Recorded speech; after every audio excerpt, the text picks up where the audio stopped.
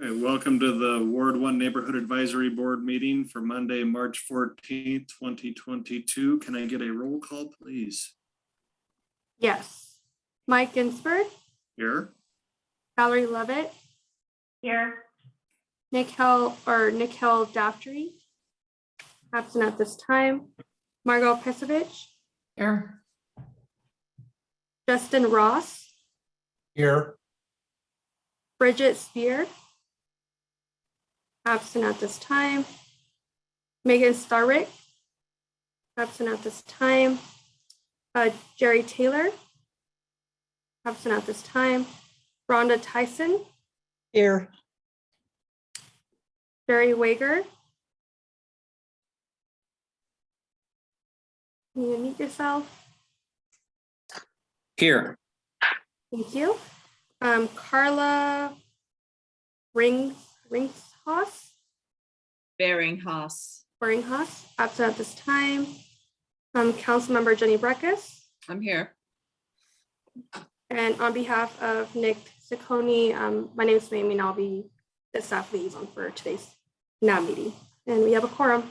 Right, thank you. We'll move on to item A2, public comment. This item is for either public comment on any action item or for any general public comment and is limited to no more than 3 minutes for each commentator. So I know that we have 3 public comments that were sent to us and those will be put into the record. Do we have anybody else online that wishes to do public comment? Yeah, someone's in the chat. Yeah. Noemi, can you let the Gaminos over? Yes. And also, we did put introductions in, and maybe after the Gaminos talk, could Justin Ross just introduce himself? He's our newest appointed NAB member, just a little bit about himself, where he lives, what neighborhood he's from. Okay, so who do you want me to move forward? Is it Deborah Gamino? Yes.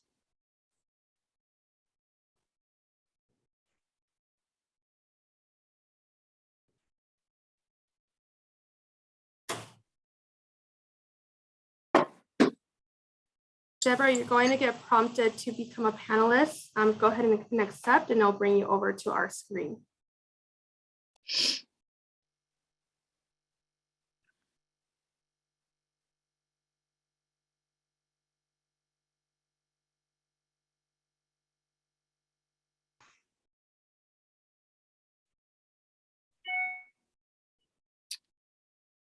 Noemi, while Yes. we're waiting, Nikhil Daftery, who's one of our new members, is out of the United States right now.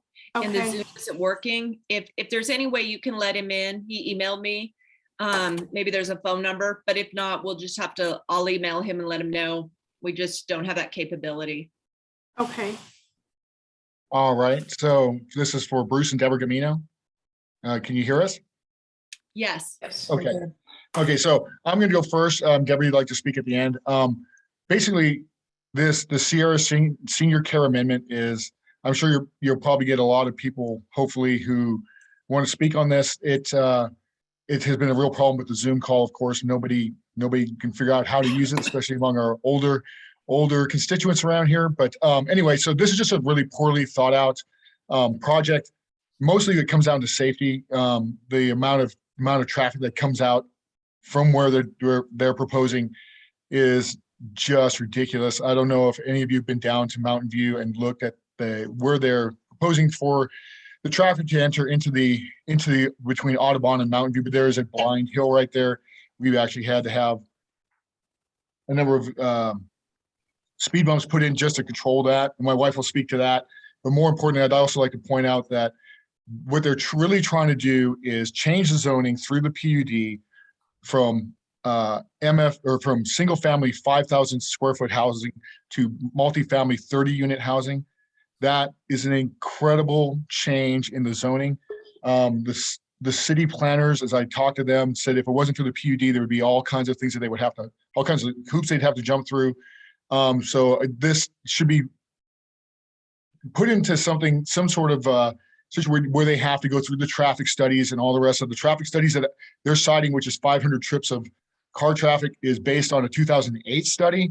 And since then, we've had multiple multifamily developments put to the south of us that impact the park. So the traffic study is not accurate. And what was the other thing I was going to go over? For people who are asking or listening to you guys on the dog park, I checked with the city, and the city says were under the impression that the dog park is somehow memorialized in deed, that's the only thing that can be used for the dog park, which is it's not. According to city staff, it's basically whatever the city wants to do with it, and people are worried that it will be changed or could be changed into parking or things like that, because really that whole area will need it. There's no parking down there now. There's nowhere to put anything. The people in the dog park end up walking in the streets and parking wherever they can. And with 500, an apartment building that size, 100-unit apartment building, that's going to radically change that whole area. So anyway, I guess that would be my 3 minutes. And then I guess my wife would like to use her 3 minutes, if that's okay. I'm going to complain a little bit because he stole my material. But anyway, I'm not feeling that well, so I jotted some things down so I wouldn't forget. But anyway, so the proposed change to that existing PUD should be denied, in my opinion, for the same reasons it was denied twice before. It's you'd have to go back in a little bit of the history to see that, but it's been denied because of traffic and safety and all that stuff. And it hasn't changed, just even more congested. I'm sorry. But my number one issue also is safety. And there are so many little kids down there, and those little ones have no concept of cars and traffic or anything. And dumping all that congestion right there is not going to make it any safer. And so there's 500 car trips. I think that's their information as well, the developer. So Mountain View, I don't know if, I'm sure you guys probably have been to Mountain View because we have this gorgeous park here and the lake, and very few of those exist in Reno. So we're really lucky. But look, I've already forgot my point. Oh yes, I'm sorry. I'm not, well, the street, Mountain View is 1.5 lanes at its best. Up here on the top of Mountain View, it's not even that wide. Also, let me see. So yeah, we get, everybody in Reno comes up here and they love it. What we don't have, one thing that is amazing to me, is in our park around the lake and all that, up down Mountain View, we do not have bike lanes. But I know the reason we don't have is the streets are just too narrow. So infrastructure really, I don't think is a main concern of, this big guy trying to move in down here. So I just want to point that out. And we also don't have sidewalks. Some of it does, but anyway, no sidewalks. So you have your pedestrians, your cyclists, your dog walkers, anybody that has a handicap or wheelchair, anything, are always, even now in peril because there's a blind hill, and the hill is blind going up and down. You can't see either way. And we've had a really bad problem with people just flying through here. So the city put in a couple of speed humps, but the one down the way is a little more effective than this one on the upper part of Mountain View. Is people laugh at it, But anyway, they did try, but we do have a traffic problem and a speeding problem already. Just give me a second. I don't want to miss anything.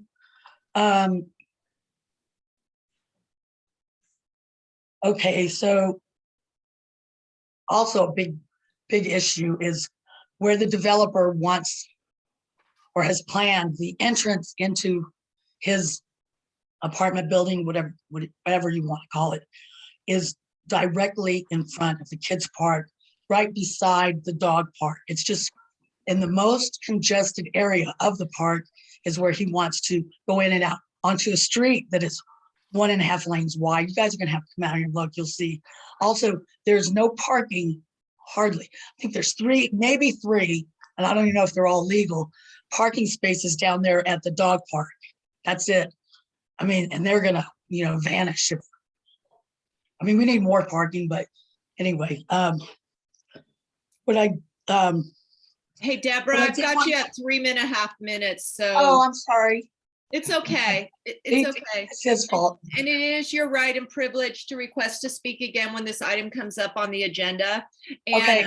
someone asked in the chat if they should wait or speak now in our opening public comment or when the item comes up in the chat. I've always found it best as someone who sits and makes decisions, but also just for process, to speak on the item if Okay. you can, and let the item be presented, and then, then everyone knows, like you both have said, where's Mountain View? The person who's proponent for the project is probably going to show a map of where that is. So I just want to let you know that. And yeah, okay. I'm sorry, I just assumed everybody knew. Yeah. But Justin, could you you're our newest member. Welcome aboard. Do you mind just Thank you. introducing yourself quickly? Hi, my name's Justin. I've lived in Midtown, right around the corner from Junkies, for 7 or 8 years now. I can't remember. Before that, I lived up in Northwest Reno, right before McQueen. I look forward to doing what I can. Great, welcome. I don't think we have anyone on right now from the Midtown area, so it's a large ward. It's always good. I always try and get a geographic representation. And Noemi and Mike, I'll turn it over to you in terms of other public commenters. Right, so I just wanted to add that if we're gonna, when we do public comment, because we have such a lengthy schedule this evening, that item for the, trying to see, what item is it? It's B6. the B6.1 senior care. So that will, it's going to be a little bit, but to get through all these items, it's going to take us a bit. So if you've heard public comment and you've heard, what we're hoping for is that you don't repeat what somebody else has said. I know it's important to everybody, but let's see if we can avoid repeating things so we don't drag this on all night. So we do want to hear your opinion, but you could please do that just for time's sake. We would appreciate it. So do we have any other public comment that wants to speak now? And if you want to speak, Jenny mentioned. We do, and for those of you that are listening in, if you do wish to speak, at the bottom you'll see a hand, raised hand. Just go ahead and click that, and that will add you to the queue. The next one up to speak, we have Donna Keats raising her hand.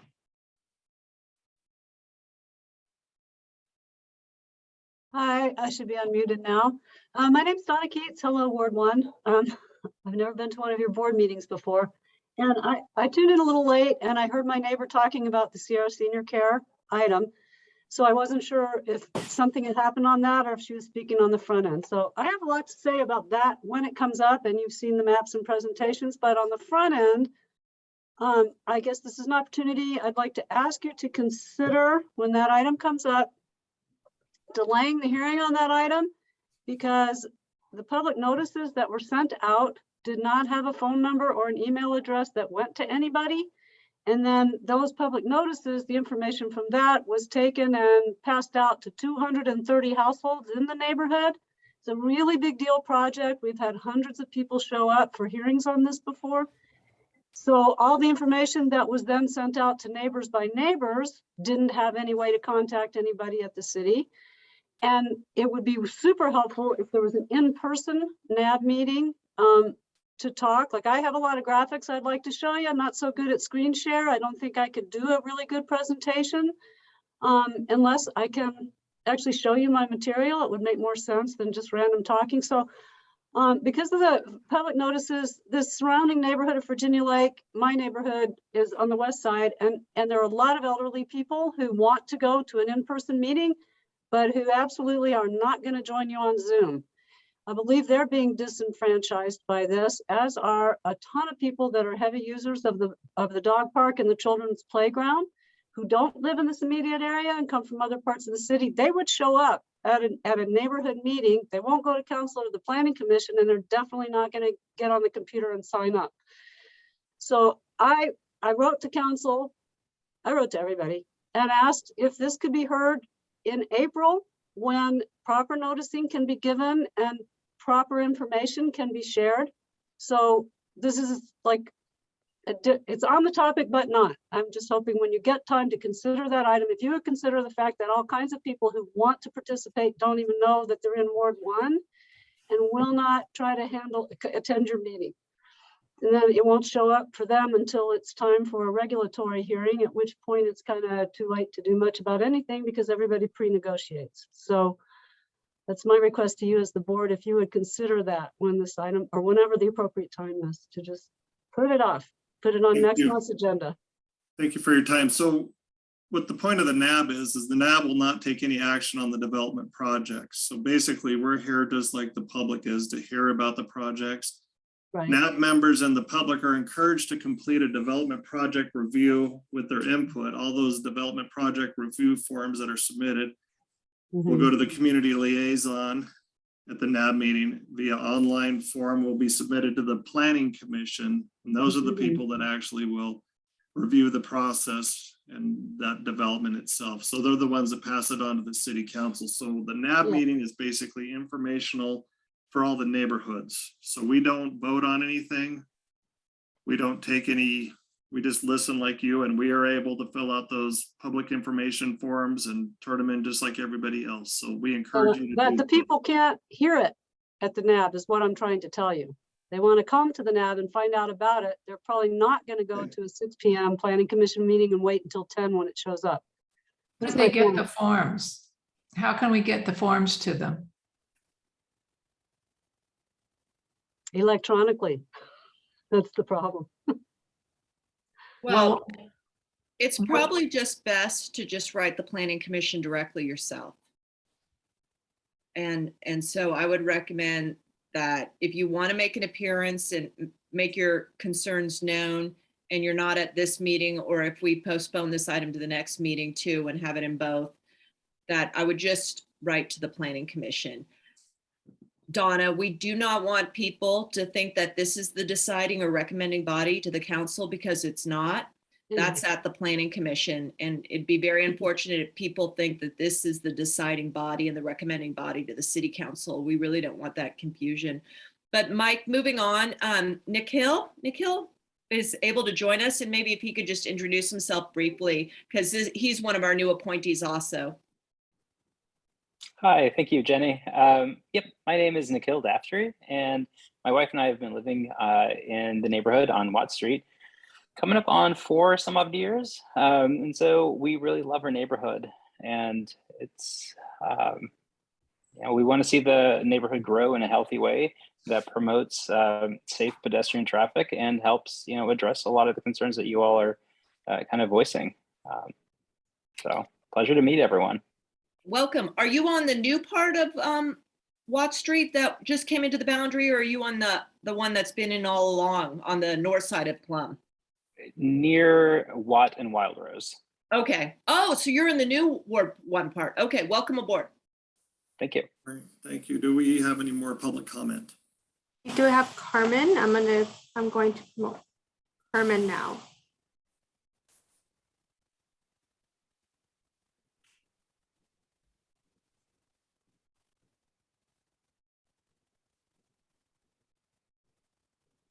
Carmen, you need to unmute yourself. There you go. Now you should be able to hear me. I'm going to kind of repeat what Donna has said, but it'll be fairly brief. The property development projects noticed on February 7th of 2022, which included the Sierra Senior Care PUD amendment project, contained inaccurate information. That information has since been disseminated to the entire Country Club Acres neighborhood residents. If this Sierra Senior Care PUD amendment is not pulled from this meeting, you, as the NAB members, may be tempted to recommend it to go forward to the planning commissioners with inaccurate information. Therefore, I request that this item be pulled from this meeting, and also the Tuesday, March 15th meeting of Ward 2, the Ward 2 NAB agenda, which until such time as the Country Club Acres residents receive the correct information and are able to make their opinions known one way or the other. Also, I request that the in-person option for the neighborhood advisory boards meetings be reinstated. I thank you for your time, and I hope you consider my comments. Thank you. Other public comment? Not, we don't have any yet. Oh, one more.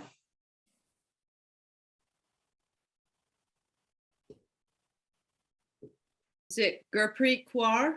Do you see his name?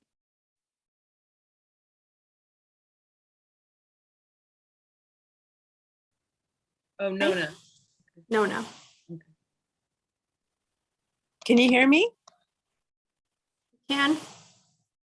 Okay, so I live right due east of Oxbow Park.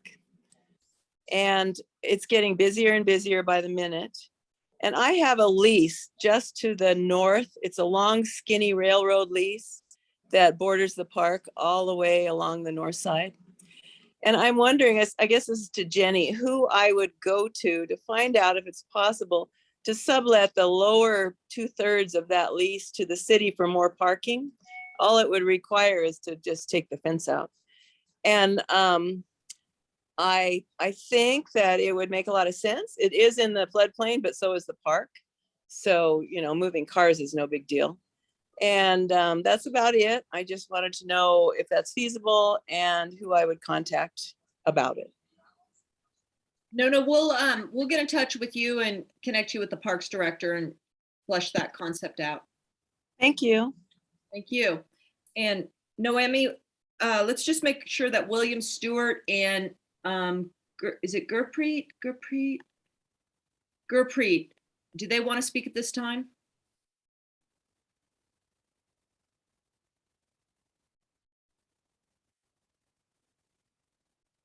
You're on mute.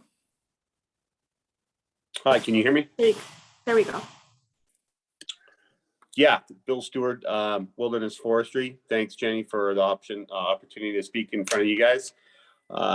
Just a couple things. Kind of slated to talk about wildfire. Anybody that's lived in Nevada, and especially Northern Nevada, has experienced wildfire. Bill, Yeah. we have you down under an agenda item, okay? So we'll get you a little. Okay. Okay, Yeah, sorry. sounds good. Okay, so it's just Gurpreet.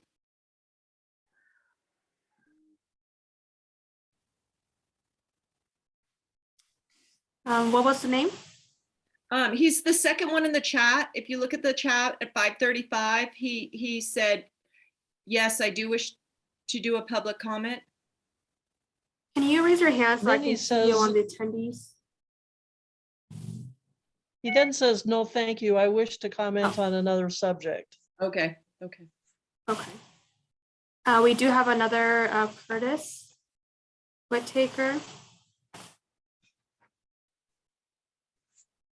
Hi, thanks very much for hearing these comments. Is my audio coming through for you? Great. I'd just like to support the previous remarks about having the meetings in person, but wanted to add, could you consider what's sometimes called a bimodal delivery? I've read that word several times in your documents.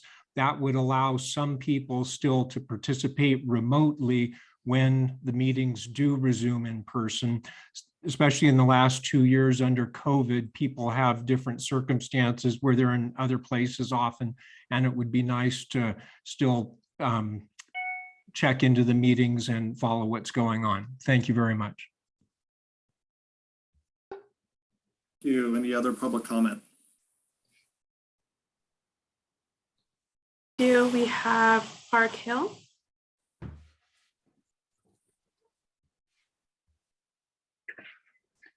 Good evening. My name is Clark Hill, and I live on Audubon Way, right across from the park.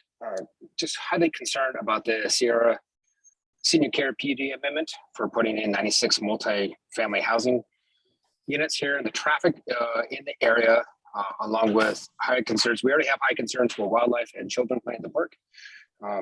With the entrance to this multi-family units being right on Audubon Way, we already have, and it's very, very tight in there for parking, very little parking, lots of wildlife like to cross the street, and children playing in the area. We just don't have any room to put any more cars add a massive amount of cars through there. Thank you. Any other public comment? We have no one else raising their hand. Okay, we're gonna move on. All right, I'm gonna move on to. We have item- one more. Okay, no, we're not. One. Okay.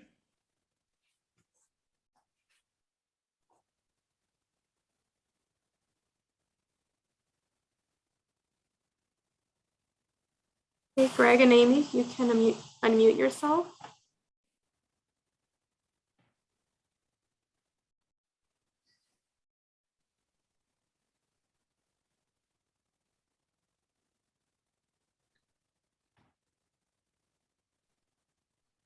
Greg and Amy, can you hear us?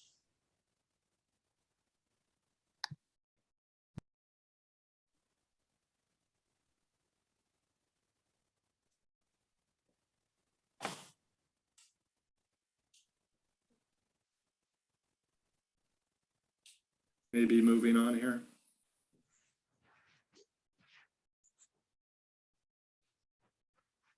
There's still time that they can do public comment down the road, so.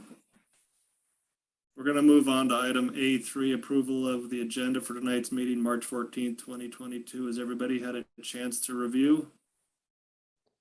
Yes. Anybody want to make any changes, or do I have a motion to approve? Well, what about the changes they've requested with this Well- particular one of, Would you like to make the motion to get rid of that then, or? well, no, what I think we need to do, I don't know if we can legally do this. Can we change the B61, the Sierra Senior Care PUD, and postpone it for another time? I mean, do we have time? Can we do that? If so, I would move to do it, but I don't know if we can do it. I would say that at that point, it may very well be the manager or the applicant, if they have any rights, to proceed to hearing. And so I would think that at least you should talk about it, and I will explain, my thoughts on it in when we get to it. But I have asked the manager, and I've explained to him the difficulties that we've all had, myself included, on the confusion with this one. And so I will be asking him to let it come to the April meeting again.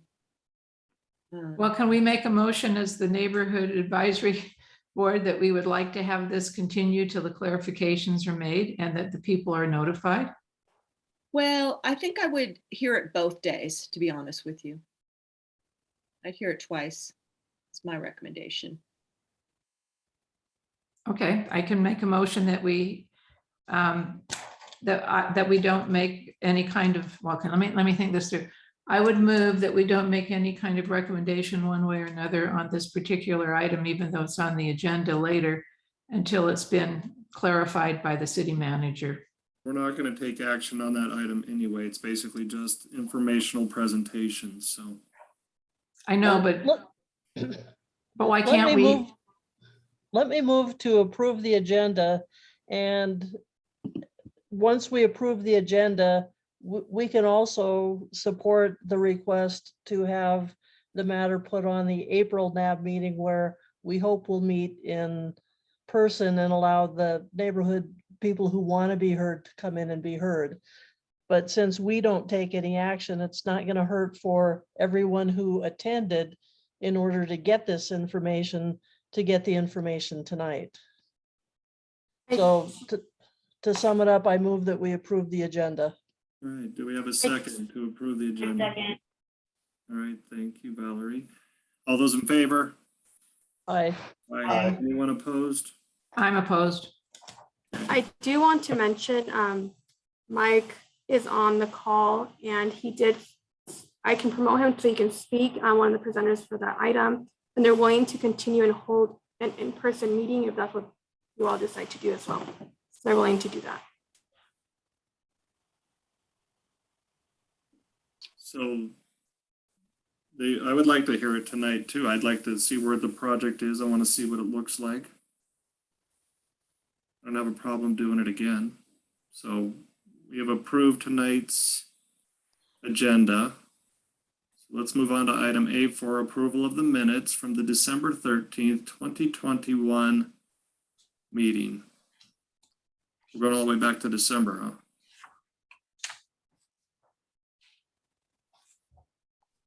Didn't we have one in February, Yes, we did. right? Those- January? I don't think those minutes are done yet. Okay, so December 13th, Well- 2021. I'll make a motion to approve. I'll second. All right, all those in favor? Aye. Aye. Anyone opposed? Hearing none, we'll move on to item A5, Council Liaison Report. Okay, I'm going to be brief. We have a lot on this agenda. Like to welcome our new members, new people who might be viewing also. I think, as you know, the boundaries changed. The council made that adoption in December. And so we've only had one meeting since we had this change up. And I know that the CR view one, the PUD amendment is the first development project to come in on the new boundaries. And I know it's caused a lot of confusion. And I appreciate that. And I'm sure we will work through it in the process. I also want to say that we, on January 3rd, our city manager, who has the authority for how all boards and commissions are held, sent out a memo saying that he was going to have those online. And that the council meeting would be hybrid. And, I take COVID very seriously, but it was January and I didn't go to a lot of Christmas parties, including the managers on December 29th. And really wanted to come back and start the new year doing my job. So I attended the council meetings in January in person, the only member there. And then in February, the council went live and in person fully. But the manager, even though in February, I was told that the boards and commissions would start in March live, decided otherwise. So there was a switch of information that came forward. And that's why we're now in this fashion. And I have not heard, but I've told him how I feel about the boards and commissions and all of them. I'm liaison to the Historic Resources Commission and Civil Service Commission. Well, they're independent, but also, and I am optimistic that he will listen to myself and I think other council members who want these boards to go back in person. But this one, he decided was not going to be in person. Few other issues that are going on. We're going to hear about street projects. There's a large apartment, subsidized apartment housing grand opening tomorrow. It's the one over on Gentry Grove area.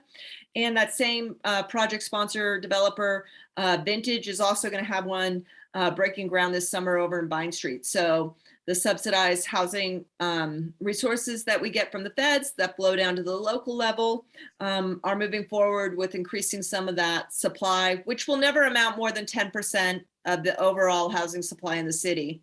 So really the affordable housing and that our residents could afford is always going to be a private market production under the way our country funds housing. So wanted to let people know about that. There is an issue coming up. It's a very interesting one, and it's going to be a proposal to rename a street. And I don't know if many of you remember that whole proposal about how the city council the city would go about renaming streets, parks, etc. Well, that was an effort about 2 years ago, and it kind of died with no resolution, unfortunately. And now a street is coming forward, a small little short street in the Midtown area. And it's going from one historic name with some relevance to another historic name, honoring a 100-year-old business in that neighborhood. And it went off to this street naming committee, which approves it because they don't look at other factors. They just make sure there's not two streets with the same name. And that'll be coming through the council.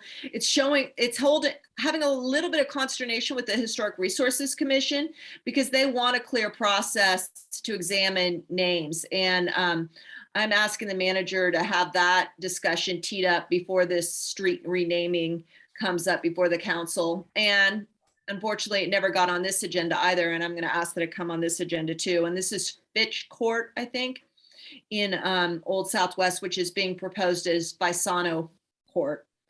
And you may have seen in the news that the River Inn over on West 4th Street has received some cease and desist activity. A number of residents reached out to me who saw a fair amount of activity there. It was unpermitted activity, I think both on the building and in earth moving, excavation, some jurisdiction for the state agencies with the river. And so as I understand right now, this property is red tagged and there are no pending development requests, but I think they are appealing, as is their right, those tags and cease and desist from city agencies. And I think that goes to this independent hearing examiner that the city has here, those sort of manners, and then those decisions are appealable onto the city council. And that's about what I'm gonna stop with right now. Any questions for me from anyone? Okay, great. Thanks. Let's move on to item A6, staff liaison report. I just have 3 notes from Nick. I'm going to share my screen. Just a quick update on the Yori Park fencing. So I will be sharing this document, which was sent to Nick and I. Just a quick update that it is ready to go to the bid. And the attachment just shows 60% complete design of the Yori fencing project. And then based on recommendations from RPD, the project will use black wrought iron fencing on 3 sides of the park perimeter, leaving the main front entrance unfenced and open. And then just as a reminder, the funding is coming from the CDBG funds. So I will be sharing that. Also, he wanted to let you all know about the ward tours. So you can visit our website, and we can also take recommendations for the visits for the ward tours and for the affordable housing updates. If anyone wants to see the updates coming in, you can go to reno.gov/housing, and all of the updates for housing will also be available on the website. No, Amy, just to maybe one other thing is we're planning 2 cleanups for the ward in April. One in April will be the first one, and then we'll wait a couple months for the following one around the fall. I am working with the team on getting the cleanups. We are planning for Ward 1 to have their first cleanup in April. So we will have more information coming to all of you, and most definitely any volunteers that will be willing to participate. I think it'll be a great community engagement piece, and also going out to our community and being able to clean up our neighborhoods. And just so people are clear, those tours are the tours that I do monthly with Nick. Yes. Last month we met, or month before last, we met with Rhonda. We meet other folks if issues come up, but we're putting photos of those on the website so you can scroll down and see what we're looking at any given time. And you can also invite us to look at stuff that you think is important in the ward. Right, so Jerry with a J has a question. Yes, how does the information on the cleanups get out to the general public? And what do we do if we want to do a walk with you? We request that through Nick. Is that how that happens? Okay. Yeah, and I'll be also reaching out. I'm one of the community liaisons, and so I'm going to be working with all the wards, even with Ward 1 in particular. So we will be reaching out. We'll be working with the comms team, also taking any volunteers, but we will be sure to be communicating that with everyone. Again, in terms of the general public in Ward 1, how do they find out about the dates and times and locations? Typically what we do is we identify a neighborhood and we send out notification via mail. So they'll be getting those notifications. Okay. Thank you. Thank you. Let's move on to business items. We'll move on to item B1, update on City 2022 Neighborhood Street Project and Connectivity, Watt Street. This is informational only. City of Reno Public Works staff. One moment.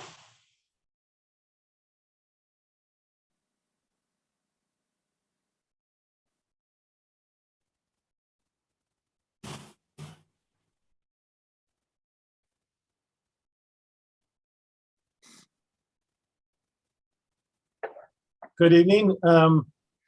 My name is John Simpson. I am a senior civil engineer in the Public Works Department. And I am going to share my screen with a brief presentation. I know you're busy today, but I do want to run through a few capital project items that we have. We've been asked to present these to the NAB today. So the first item that we have is the Watt Street Neighborhood Project. This, I know that many of you have been a part of the presentations for the Humboldt North, South, and Swope areas that we have already brought to the NAB. However, the Watt Street area that is here is an item that was originally in the Ward 2 boundaries, and with the changes that recently occurred, it has moved into the Ward 1 neighborhood. And so we're just going to give you a quick brief update of the project in that neighborhood. So the Watt Street neighborhood, similar to our other projects, we are doing storm drain. There's water improvements, sewer improvements.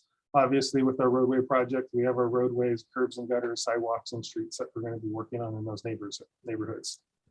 I know you're familiar with kind of our process, but just another update.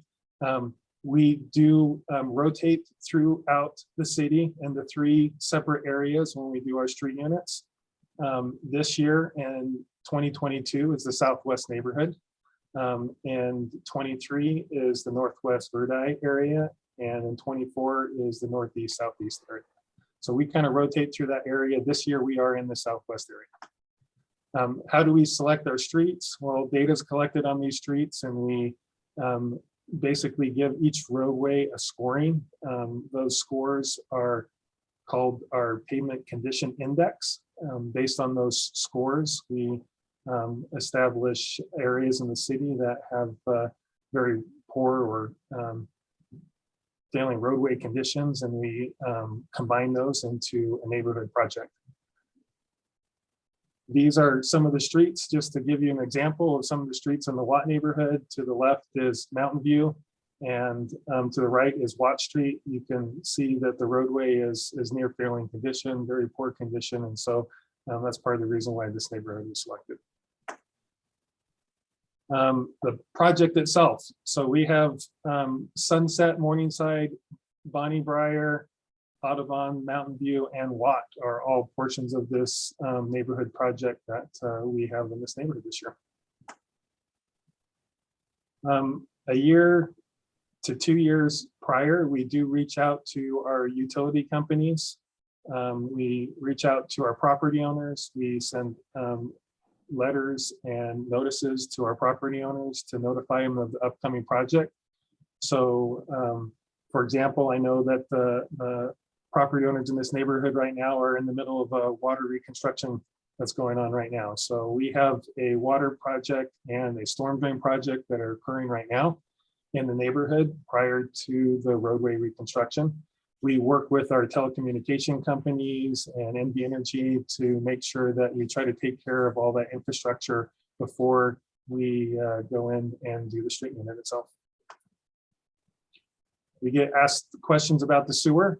The sewer has been evaluated in that area. A lot of the sewer actually in around the street rehabilitation areas are in decent condition or have been rehabilitated. However, we do on Lakeside have a portion of sewer that has a capacity concern. So this is where a sewer line is a 12-inch, drops down to a 10-inch, and then back up to a 15-inch. And we will be doing this work along with the neighborhood street project to try to minimize the time that construction is going to be out there and minimize the impact to the public. Again, talking about all the projects that are going on in this area. Right now, we have the city storm drain improvement projects that's on Bonnie Briar right now that they're working on right now. Tumwa has been in the area for a little while doing the water main replacements. We're looking as soon as the storm drain and water improvements are completed, we will follow it up with our roadway and sewer improvements, which will likely happen early July timeframe. One of the challenges in this neighborhood is sidewalk and sidewalk connectivity. In the picture here, the areas highlighted in blue are areas where sidewalk exists. As you can see, the sidewalk in this area is somewhat sporadic and difficult. And as you can see in the photos, there's some big challenges in this neighborhood. One of the things we did was we met with the Reno Access Advisory Committee and the property owners, and ultimately it was determined that we would provide an accessible route on one side of the street throughout the neighborhood. So right now on Sunset and Bonnie Briar on the south side, we'll be installing the sidewalk or in the existing condition. We'll maintain those. On Morningside on the north, and on Watt Street, it would be on the west side of the roadway. Just a quick picture of Watt Street and just kind of an area where there is no sidewalk and what the sidewalk improvements may look like at that location. We have reached out to the public through numerous letters and meeting with property owners individually at their homes to discuss the project that's upcoming. We also have met with the Reno Access Advisory Committee last year. We met with Ward 2 NAB when the project was actually in the Ward 2 boundaries and discussed the project with them. And we had a public meeting back in September at the Moana Nursery Center and got feedback and direction from the public. That's just a brief overview. If you guys have any questions on this project, I'm more than happy to answer any questions, but my contact and the project manager's contact information is available there, and you're welcome to reach out us offline also. Thank you. Any questions for John? Let's see any hands up. So we're going to move on to item B2, presentation on Booth Street Sewer Siphon Project. Is this also you, John? This is also me. Let me pull up my next presentation and we can share that one.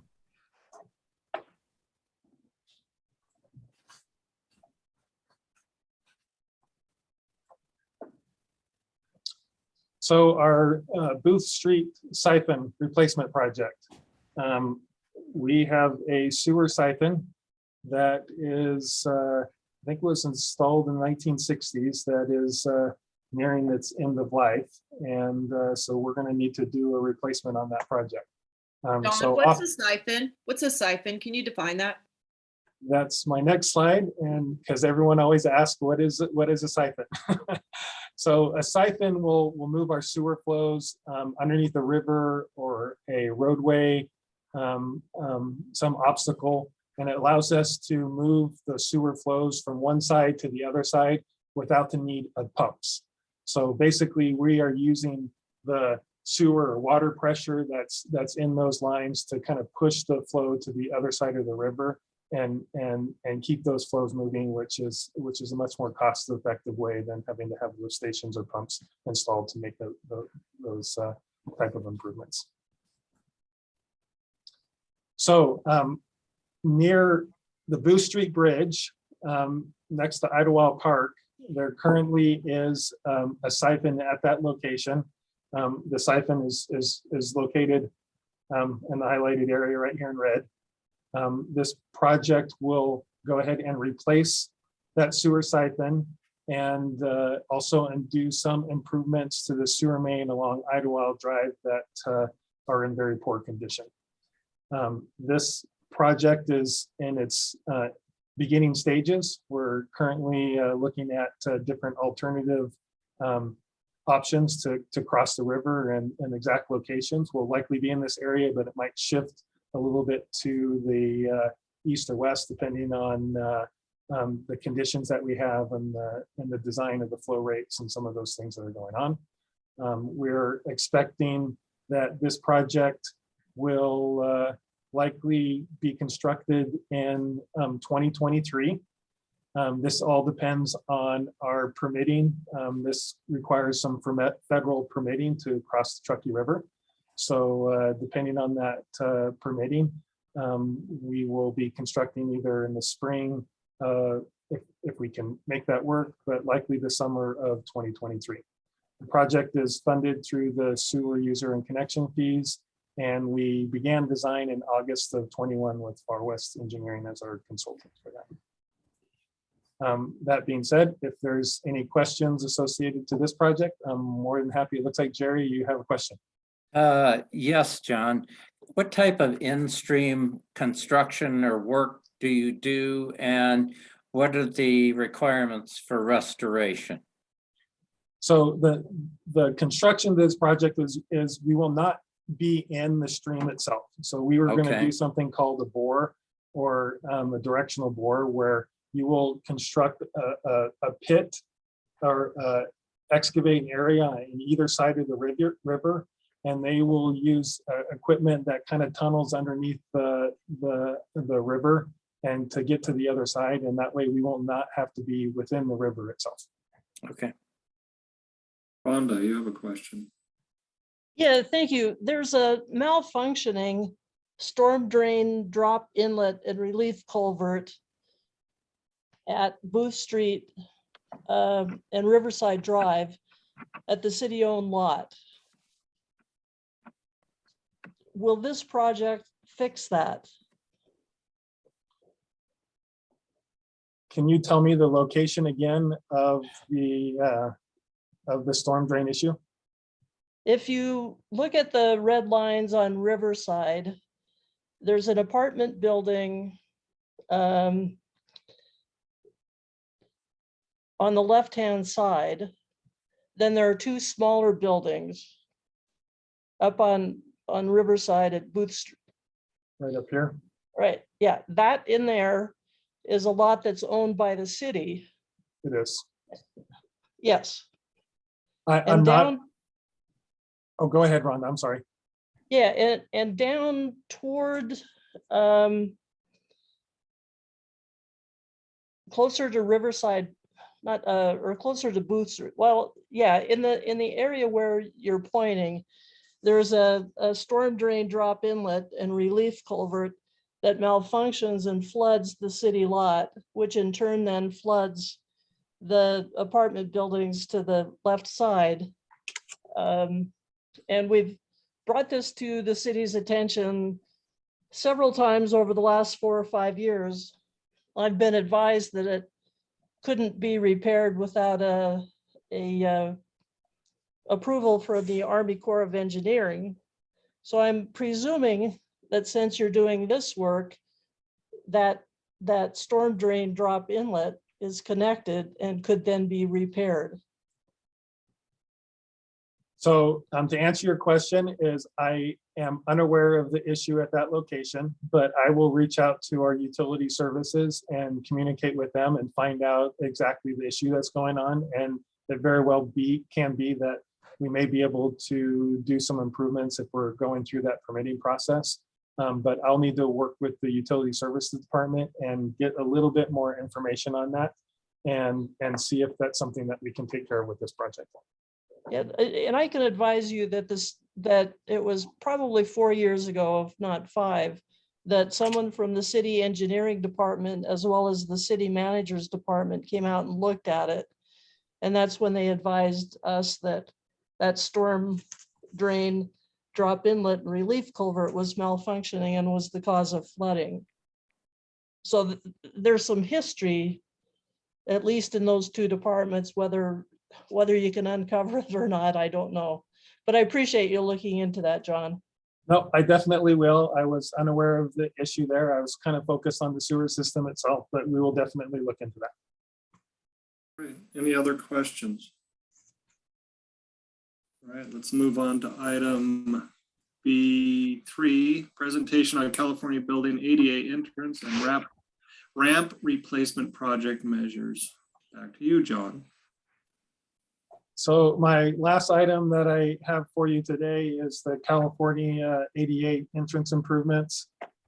Just wanted to give you an update on, if I can get this to work. The California building was dedicated in March of 1927 for the construction of the completion of the Lincoln Highway. And so this was a donation from the state of California to the city of Reno. And subsequently, the city has owned this and been taking care of this for quite a while. I wanted to highlight that this project will be replacing the kind of the areas highlighted in red in here, which is the concrete entrance slab of concrete that's on there, and a couple of the ADA ramps that are on the side. So the first item is the initial concrete pad that sits right in front of the entrance. It's aged and starting to crack and offset, and so we're going to be replacing that. We have some curb and gutter and some entrance improvements to make it a little bit more accessible. We will be installing a new ADA ramp on the, I guess this is the west side of the building there. And then the ADA ramp handrails on the main entrance that's there will be upgraded slightly to improve the handrails to meet current ADA standards.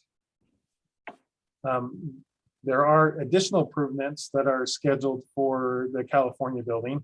So some of the improvements that the city's looking at and trying to take care of are, first is the HVAC system and roof replacement. So I know that they're working on trying to get some federal funding for that. I believe that recently we may have gotten some ARPA funds for the HVAC system, and there may be some community block grant funds for working on the roof itself. And so we hope to see some of those improvements move along shortly.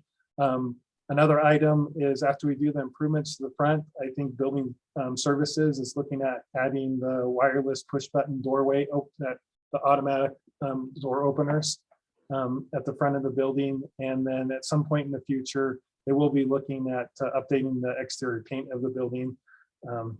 Just kind of some of the upcoming items on the building itself. We have met, we've had multiple meetings and outreach. We've met with the Historic Resource Commission back in April of last year. We also met with the State Historic Preservation Office to make sure that we were in compliance with the use of that building as a historic building. We met with the Reno Access Advisory Committee to go over the ADA improvements also in January of 2022. This project is a community block grant funded project. We did a lot of the design last year and bid it out in this January. It was awarded on February 9th to West Coast Paving.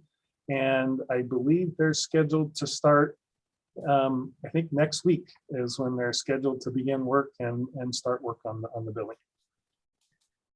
And that is my brief update for the California building. If there's any questions, I'm open to answering any of those. Any questions for John? All right, I don't see any questions. Thank you for your time. I think that's it for you this evening, correct? That's all I have for you this evening, and thank you for the time tonight to share some of the projects that we have coming up. All right, have a good night. Thank you, John. Let's move on to item B4, presentation for communities and homeowners on wildfire safety and prevention measures. Bill Stewart. Yeah, while Noemi's bringing him over, I just want to introduce him a little bit. I often don't, invite people to come on and talk about things they're doing, particularly vendors. I rarely even email, vendors reach out to me all day long, and we don't do procurement at the city council, so I don't even often meet or even respond to people. But Bill is someone with a long history in fire management in our area, wildfire management, and he is working in a private capacity. And I thought it was a good service, good information, and thought it would be a useful 10 minutes of our time to hear from him and what he does and how he sees that our neighborhoods could protect themselves and decrease the risk that they feel. And really anything in Ward 1 related to wildfire safety is so important and worth of our time and reminding. And that's why today I was introducing myself to the new Collin Ranch HOA manager and talking to her about fire risk up there. It's front and center in my mind. So welcome, Bill. You got 10 minutes. Thank you for coming here. Yeah, thank you very much for all your time. I appreciate it. Yeah, like I started to say before in public comment, I kind of started a little too early. Fire is in everybody's mind, especially as we get into the warmer weather. My name is Bill Stewart. I am a retired captain with a local fire department. I've been in fire for 25 years. And I just wanted to talk to you briefly about how we can better prepare our communities and our homes for wildfire. The city of Reno has had multiple fires: Pine Haven Fire, Collin Fire. Washoe County's had numerous fires as well. I've been on a lot of the larger fires, the Collin Ranch fires, Hawken Fire, and I see firsthand how communities can be devastated by the effects of fire. And so one of the things we can do as homeowners is be able to go out and do a little bit of our own due diligence and basically clean up around our property. That's something that each and every one of us can do. I know there's grants available. There's money coming through the ARPA funds, through grants through NDF. There's money available to communities, to homeowners associations. And so that's something that I also would like you guys to pursue. There's also the Fire Adapted Community that puts out a lot of good stuff. It's not the big fires that take out our homes. It's these embers, if you can see that. Those are the small embers that basically catch our houses on fire, or basically get in our gutters, our junipers that are next to our property, all the vegetation that's up against the homes. That's what catches the homes on fire. And so what we can do is go out and do our defensible space. And that means there's 5 feet within your property that you don't have any vegetation. Around my home, I have pavers, and so I don't have anything that can catch on fire. And then you go out your 30 feet where you have your vegetation, where you have your lawn, your landscaping, all your annual flowers and stuff like that, and then 100 feet. So you basically put a ring around your property and make sure that if an ember cast was going to come into your home or on top of your roof, that you'd be able to survive that fire, because the fire departments don't have enough fire trucks to put one in everybody's driveway. And so you can tell how quickly resources become overwhelmed when it's 2 o'clock in the morning and the winds are blowing 60 miles an hour.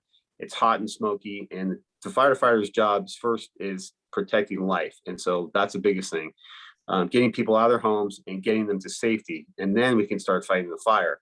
So a lot of times you're so overwhelmed trying to fight the fire to get people out of there, you don't have a chance. And then next thing you know, the next house catches on fire, and then the next house catches on fire, and then it's just a domino effect. So what I would like to see, I don't need to sell how important prevention is.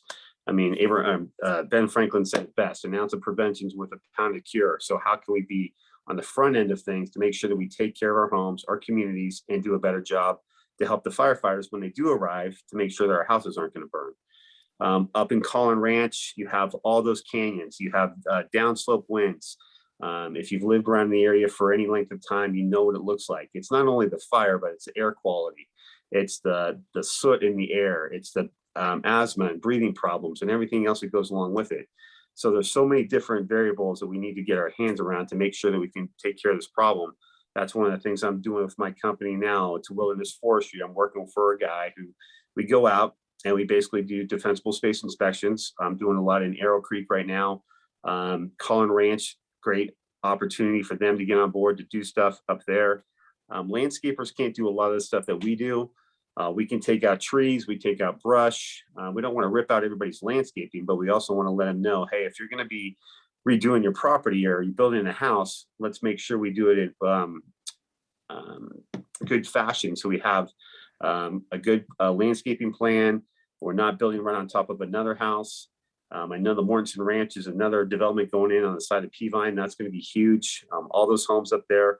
And then that goes back to the developers and the architects designing a better house to withstand wildfire, especially if we encroach upon the wildland urban interface. You guys probably keep on hearing the WUI zone. That's something that we continue to build homes up in these natural drainages where fire has come for hundreds of years, but now we have homes in the way. And so there's a problem there. So we have to you have to have that balance. And that's one of the things our company does, is goes out, talks to homeowners, figures out how we can be a resource for them, along with, Nevada, fire adapted communities. And there's also a FireWise program that's a national standard that my community over here in Sparks has, that I help get implemented. And that basically works with the homeowners. And it's kind of like your old neighborhood watch, if you remember that. So you have like street captains or whatever you want to call it. And basically they're responsible for their community, their streets. And they basically can tell people, hey, Joe and Bill or Joe and Bob, or, whoever up the street has limited access. They're in wheelchairs. They need to get out of the house to help people. So it's basically people helping people, because once the fire gets there and then the fire department's trying to get people out of the neighborhood, it's just that much more difficult. So there's all kinds of resources available. I've been studying, I was in suppression for 25 years. Now I'm doing prevention. I mean, you guys remember this picture? That was a Collin fire in 2011. And this was an after action review that the city of Reno did. And then one of the things, the first thing on the back page was that they needed to limit their vegetation growth. And that was one of the things that they put in their conclusions. So proactive and pre-fire fuel abatement programs are needed. The creation of defensible space by homeowners in vulnerable areas will make a difference. And that was the #1 topic that they put in their after action review.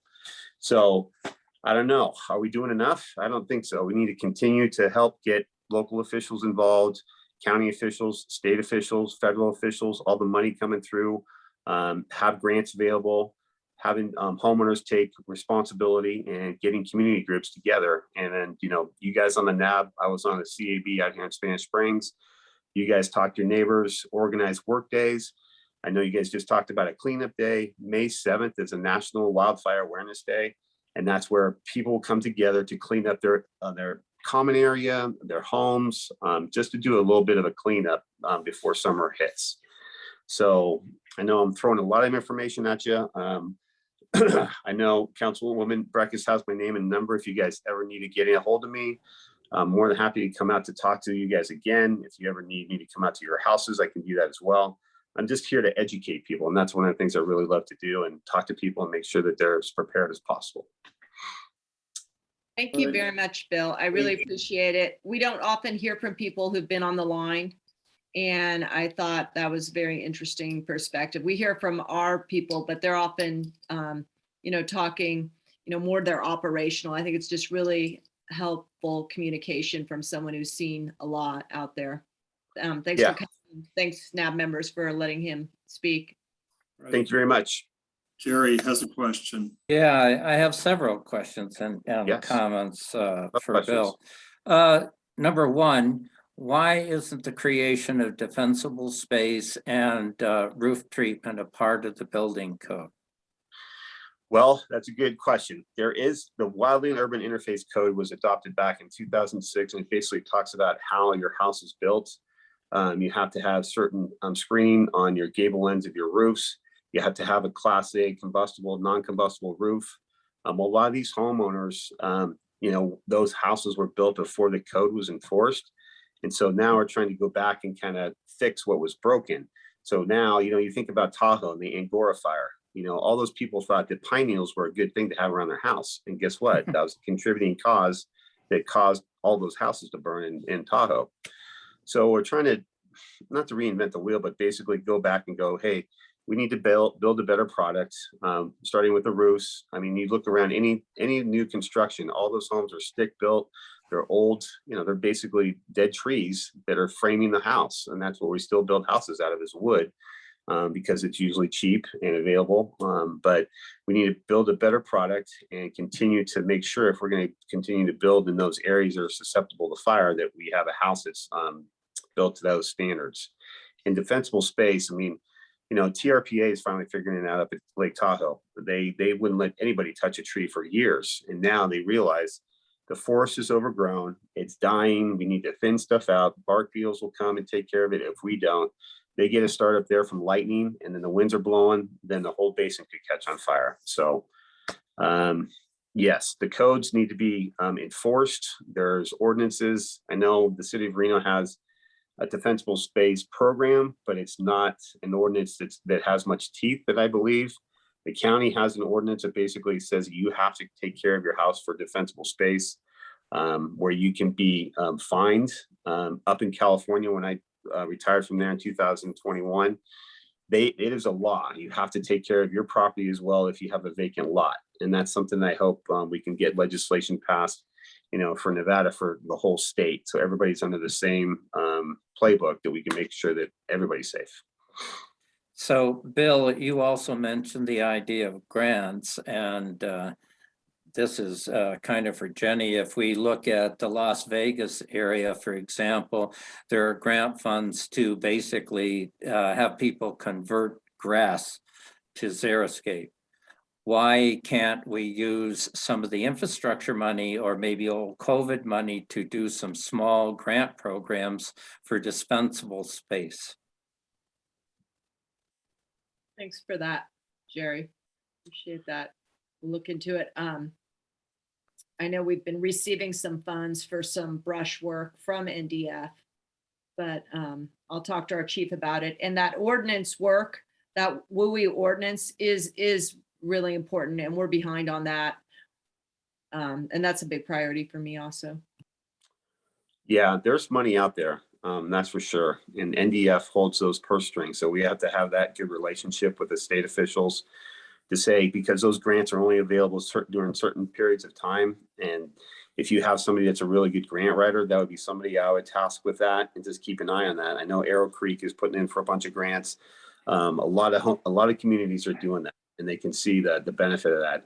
And also too, something I forgot to let you know, Nevada Energy is spending a ton of money. So if you have power lines running through your community, they will take care of trees that are next to the power lines that will cause fires. They will take care of the brush underneath the power lines that will cause fires. And they'll go 1,000 feet out from your power pole. So if you have power lines running through your community and they're NV Energy lines, then I would definitely give them a phone call, or give me a call, and I'll come out and take a look and see what we can do to get you some money and get some crews out there to get that taken care of. Yeah, we had a recent problem on our own property of a dead Lombardy pine, or poplar. And NV Energy was out and said it was the responsibility, and it was right under the line, said that it was the responsibility of the homeowner, i.e. me. And so I had to contract for that removal, which I thought was unusual, since it was a dead tree under an existing power line. How long ago was that? Last year, last June. Huh. Yeah, I would take a look at your property line and see exactly, because I know the power lines go everywhere. And if there's the power pole, basically from the power pole down to it's called the service drop. That's basically your responsibility from the power pole down to your service drop that hits your house. So if it's that within explains it. Span, yeah, if it's underneath their main distribution lines, that's what they will take care of. All right. Rhonda, you have a question? Yeah, this is will sound odd, but is there an equivalent to the defensible space that you're doing, obviously in these areas, to high-rise apartment buildings? Oh yeah. Yeah, I have to say that I've been frustrated trying to get information both from the city of Reno and Washoe County as to how to make sure our common areas are safe in the event of an emergency. And I haven't been able to find any guidelines. So I'm looking for an expert who might tend in that direction. Whether that's you or someone else, I don't know. Yes, condominium associations are the same way. If you have an overgrown common area around your property, around your condominium association, that should be thinned out, cleaned up. I mean, there's lots of apartment complexes where the trees are right on top of the structure. They're running underneath power lines. Yeah, so that should be cleaned up as well. I mean, fires, they will burn down anything. And so Coffee Park, Reading, I mean, all these big fires throughout the Western United States, they will level whole towns. And so apartment complexes are no different than that. So If you have something that can start at the base of your property, those are called ladder fuels, the fuels that are the bushes, and then they get into the trees, and then those trees are touching the house, and then it's basically all that heat has to go somewhere, and it basically gets onto the apartment complex, and then you have the apartment going up. So yes. Yeah, actually, I'm asking more about things that, for instance, in our common hallways. I was looking for guidance as to what we can allow people to keep inside the building that won't be hazardous. And it seemed to me that based on some experiences in Reno with apartment catastrophes, that there would be some kind of guidelines as to what materials you can have and how big they can be. There is. We could put that on another NAB. We could put that in another NAB, particularly since our ward boundaries moved over towards Plum, where there is very often fires on some of those patios in those apartment areas, those wood patios. So Noemi, maybe we'll write that down and get the fire department to come talk about high-rise issues. Oh, I would appreciate that. Thank you. Yeah, barbecues on decks. Yes. Valerie, you're up next. Okay, Bill, I just have a quick question, and it's kind of a personal question. I live in Old Southwest, and we have a lot of really mature trees around my neighborhood. And I have a neighbor who has built a fire pit so that he could do his waste burning. He burns a lot of his old trees and stuff, and you were talking about embers. Right. So he's burned a lot in the last couple of years, and I've contacted the fire department, the fire marshal, and they said as long as it's in a pit, that it's okay. But you can actually physically see the embers coming up from his backyard. I mean, is that okay? Or I worry about that because I have a lot of mature trees around my house. I do have defensible space, but a lot of my neighbors don't. Yeah, there should be parameters that he has to abide by. There has to be a burn permit issue.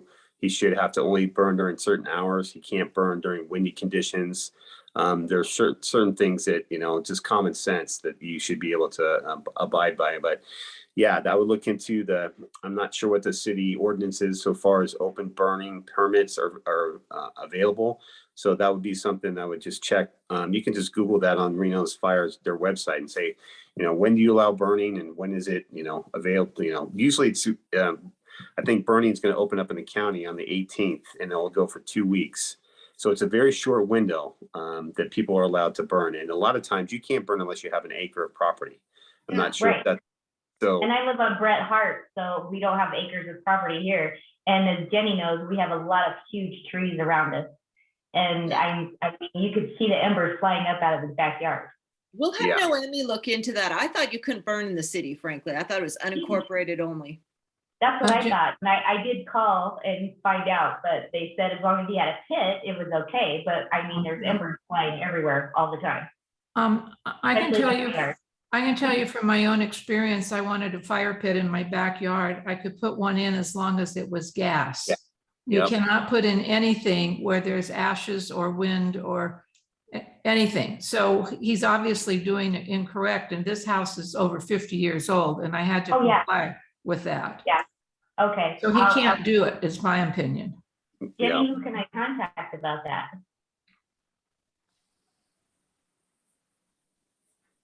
I would reach out to the fire marshal. We'll find out. Noemi will look into it and she'll follow up with you.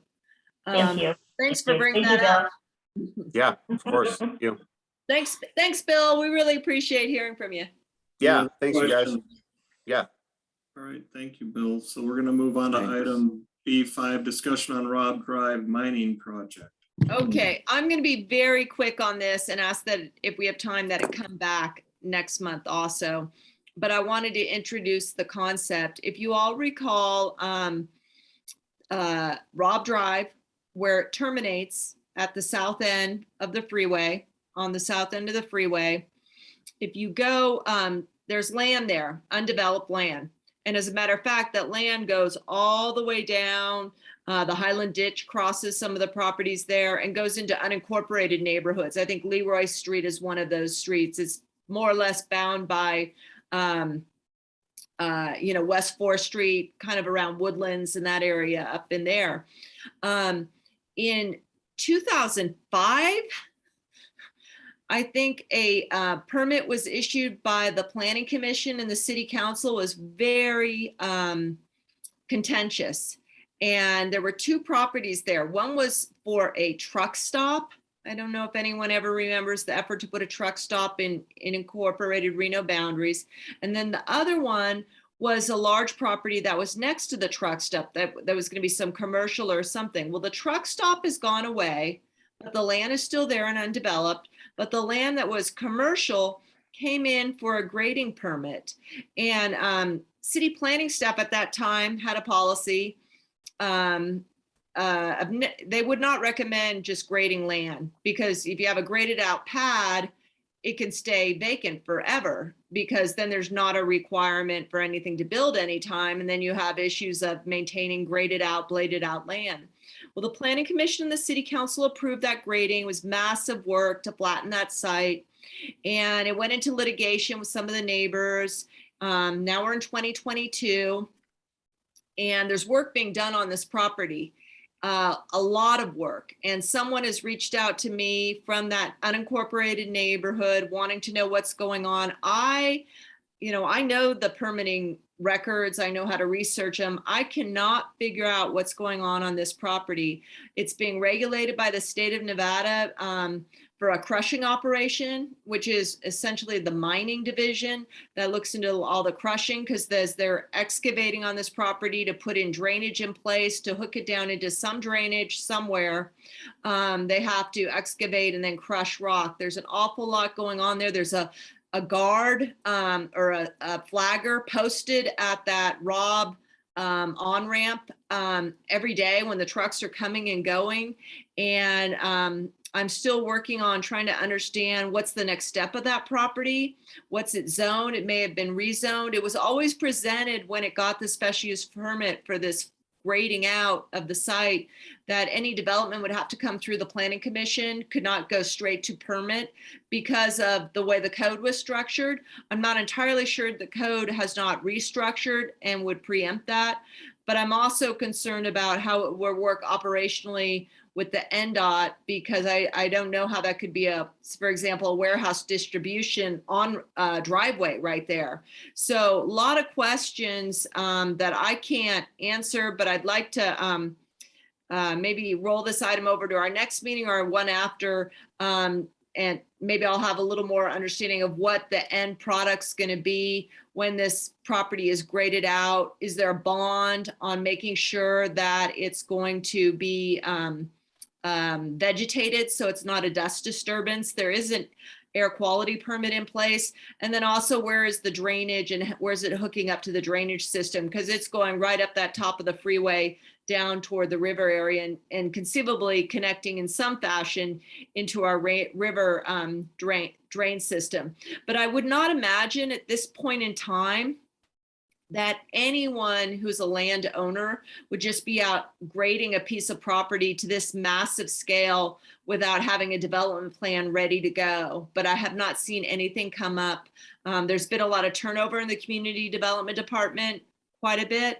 But I have not seen or heard from any of them that they have a permit pending. But I would imagine that one is going on soon. I don't say it's an unsafe situation, because the flagger there is very good to make sure there's not any conflict between the trucks that are doing the crushing and removing or bringing in fill and the people using the Rob Drive. But enough people have reached out to me about what's going on there that I wanted to let, kind of in a public setting, people know that this is a very old approval for this flattening and grading of this site work.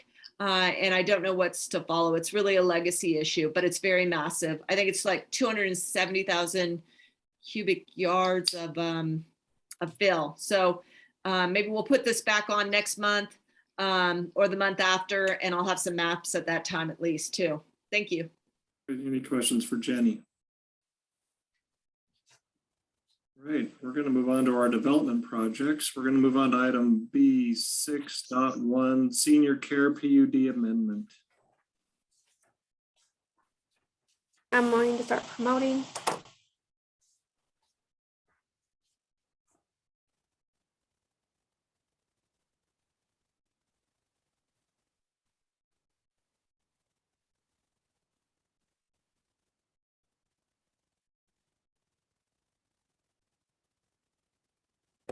Good evening, everyone. Mike Rinn with Christie Corporation here representing the project. Can everybody hear me? Great. Let me share my screen and I'll get a presentation. Also with me tonight are Lou Ochoa and Glenn Yamamoto, the owners and developers of the project, as well as Dylan Axtell with Headway Transportation, the project traffic engineer. Before I start, I'll give just a brief presentation tonight. I know you have a very packed agenda and we appreciate your time. In hearing the concerns at the beginning of the meeting, I would like to say that we will host an in-person neighborhood meeting to discuss this item based on the comments we've heard tonight. However, I still would like to give the presentation tonight, solicit the input from those that are participating on the Zoom call, but we are committed to having a neighborhood meeting that will be held in person. We'll coordinate with city staff to get that set up ASAP prior to going to any planning commission hearing.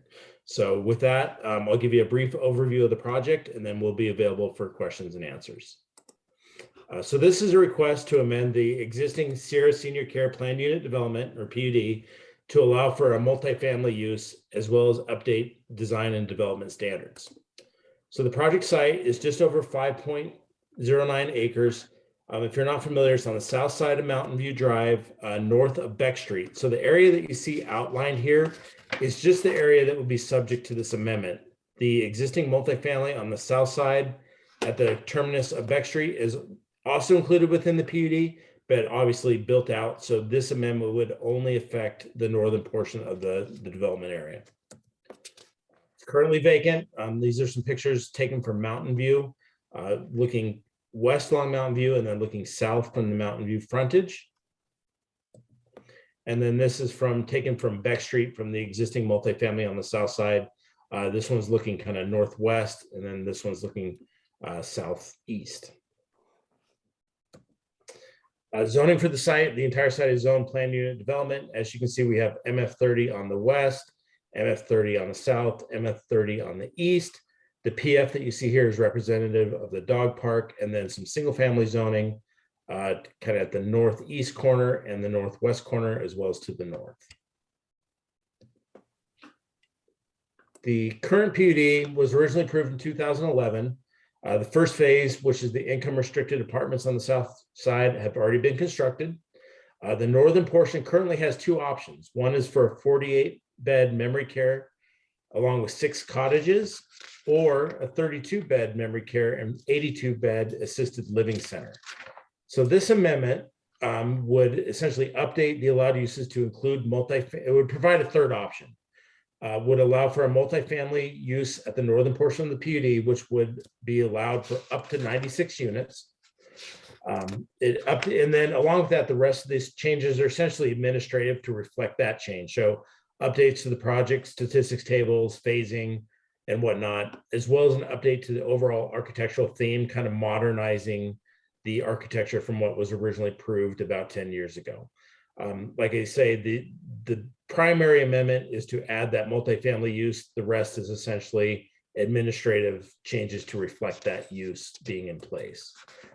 As I mentioned, the multifamily option would allow for up to 96 units.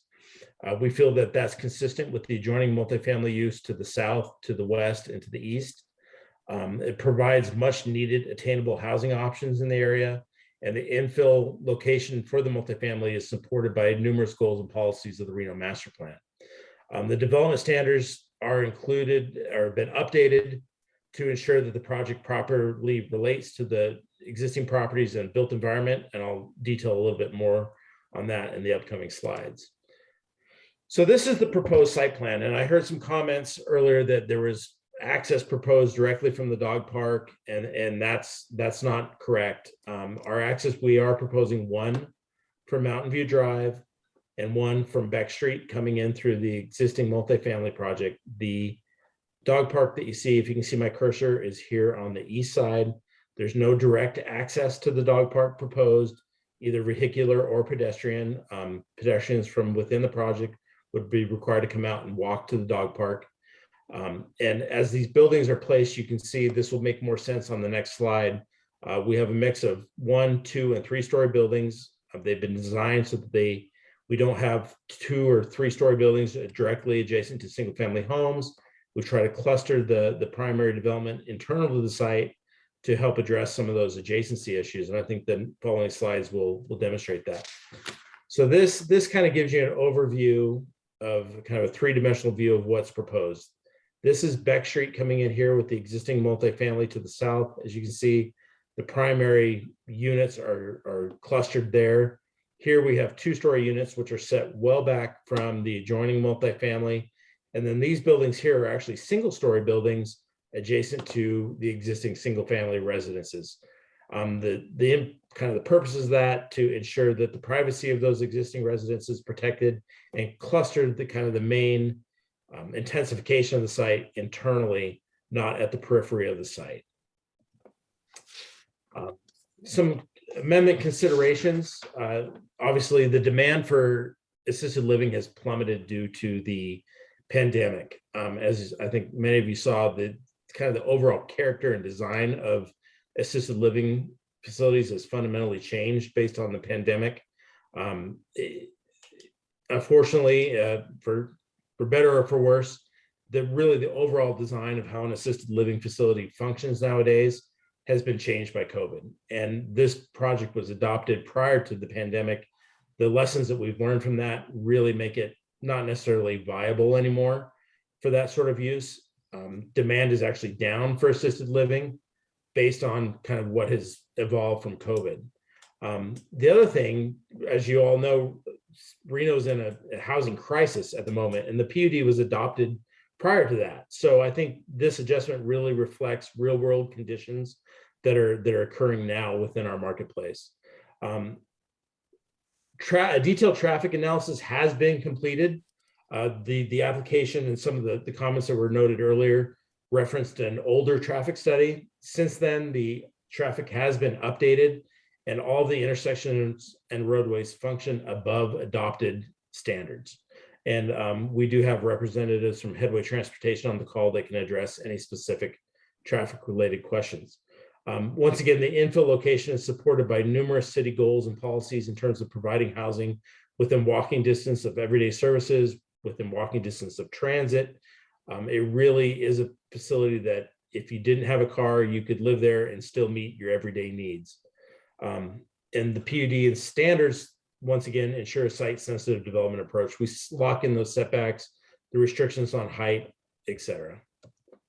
Like I said, I try to be I apologize if I seem like I'm going fast. I know you have a full agenda. I wanted to go as quickly as possible and open this up to questions and answers. The owners and developers are on the call as well, along with Headway Transportation. And I'll just basically turn it over for questions and answers.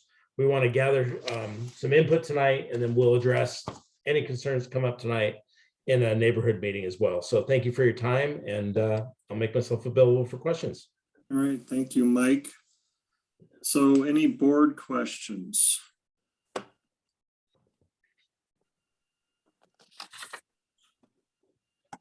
Go ahead. Nikhil, is that right? Yep, thank you, Michael. How many parking spots are proposed, and how many of those parking spots are allocated toward, or how many parking spots per unit, and how many parking spots will be available for guests of those residences? So I'd have to look up the exact number of spaces. I will tell you that we're meeting city code for required parking, including guest parking. So we're parked to code standards. But you don't have the actual numbers right now. I'm scouring through my documents right now to see if I have that number. But like I say, we're required to meet code standards on parking. If you give me just a second, if we want to go on to the next question, I can come back to you with the total number of parking provided. Mike, I can answer that. I'm Lisa Nash with Christie Corp. It's 96 spots. Great. And typically, is it correct that the people that are living there aren't driving, hopefully? We anticipate that just based on the location, there will be a portion of residents that will choose not to drive just based on the accessibility of transit and everyday services.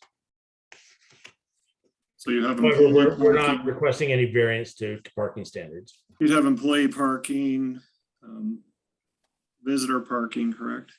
Correct. So let's see who else. Margot.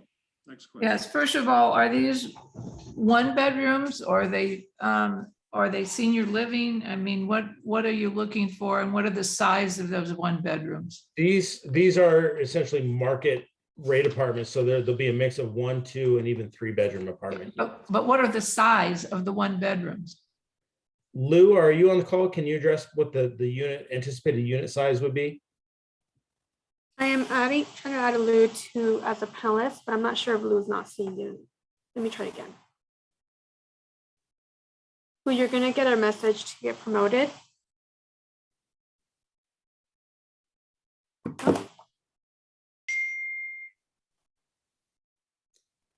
Lou, I think you're on mute. There we go. Okay, regarding the parking spaces, we have a total of 96 parking spaces are required, and we're providing 136 parking spaces. So that, Yeah, what I'm trying to find out, to be real candid, is like, for example, you have a 3-bedroom. Okay, I wanted to know the size of a 1-bedroom, and then I want to know if there's 1 parking spot for a 3-bedroom or if there's 2.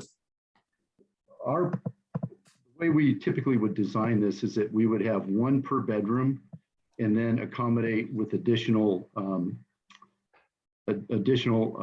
guest parking. And for right now, we're showing that we have 0 3-bedrooms, but we have, let's see, 42 2-bedrooms, 24 1-bedrooms, and 30 studios. Great. Thank you. So basically, there's only 1 parking place for a 2 or 3-bedroom unit. No, there are no 3-bedroom units. And we have. I thought you said there were some 3-bedroom I units. did. I apologize. I misspoke on that. I think in previous discussions, we eliminated the 3-bedroom. Okay, so there's 1 parking spot for a 2-bedroom and a 1-bedroom. There's 1 parking spot per bedroom. So there's 2 for a 2-bedroom. Yes, ma'am. Okay, now are these garages? Are they covered parking? How is this working? Covered parking, 1 space per unit, and then the additional bedroom units would be perhaps uncovered, but each resident will have 1 covered space. All right, and then basically, I think somebody used the term attainable housing. What does that mean? And I'll address that. These will be market rate units, but I think it provides obviously a more affordable option for housing in the area. If you look at what kind of the crazy market is doing in this area of town, there are very little apartments available. I think this fills a niche that obviously is less than a single family housing option. Is more affordable for a young working professional or young family than what's currently in the market today. And another quick question is, with respect to the traffic, what year was your traffic study done? We did it. We updated the traffic study, which was done just this month, as a matter of fact. It was done this month, and has that been provided to anybody like us that can look at the city? It was just completed by Headway Transportation last week, and that's going to be forwarded on to city staff, and that will be presented at the neighborhood meeting that we're going to hold, the in-person meeting. This seems to be a dense area in Reno. So how is that going to get balanced? I mean, I don't know this area personally, but listening to the people that were on board for public comment, this seems to be a very dense area. Agreed, but just to give you kind of some perspective, the traffic generated by this project is well under what would typically trigger a traffic study under code. It's actually less than half the traffic that would trigger a traffic impact analysis. Based on the updated analysis, the project does not create any impacts above what is adopted city standard, which is level of service D. From a traffic perspective, the intersections that surround this project continue to function at level of service A or B with the addition of this project. And I'm not familiar, what is level A and B? So if you think of kind of traffic as a report card, well, maybe not quite, because I know I'd be upset if my kids got Ds, but D is the acceptable level of service. So A being the highest, B is great, C is great, D is acceptable. Anything below D, you need to provide mitigation for. This project does not result in any adjoining intersections below a level of service B, as in boy. I don't think I have any more questions at this time. Thank you. Nikhil. Mike, I wanted to follow up on the parking situation. The concern that you've heard from everyone is the density of the vehicles in the area, and I understand that you're all designing this to code. It doesn't really address the question, which is how many vehicles. So we've assumed 1 vehicle per unit, roughly, or 1.5. What we don't know is how many spots then are allocated toward visitors, how many spots are allocated toward the tenants that would likely have 2 cars. As you mentioned, this would be upmarket, and for most of the apartments that are upmarket, those residents are usually have more than 1.5 cars, likely 1 per individual. And so the concern is, while you may have allocated for 1.5, you're going to likely see many more vehicles there than were originally planned. So where does that overflow go? The concern is they're going to end up on some of the streets, which are already being narrowed, and that's going to further cause some traffic and safety issues in the neighborhood. Sure, So, and I think, as Lou mentioned, we have essentially 40 excess spaces above and beyond the 96 on site that would account for that visitor and extra car parking. and the other part of the question, though, is where have you anticipated overflow parking? So when parking is full in the area, whether it's residents having more than 1.5 cars, and where guests go and employees go, where have you projected the rest of the parking to occur? We feel that we've provided that on our site in our design with the additional 40 spaces to accommodate guest parking, additional cars per household. Employees are going to be fairly limited to essentially leasing agents. We don't see that as a big impact in terms of parking demand, but we feel that we've essentially met or exceeded all code standards for on-site parking.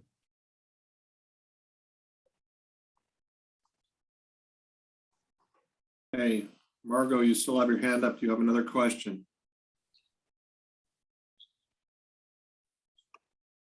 Mute, you're on mute.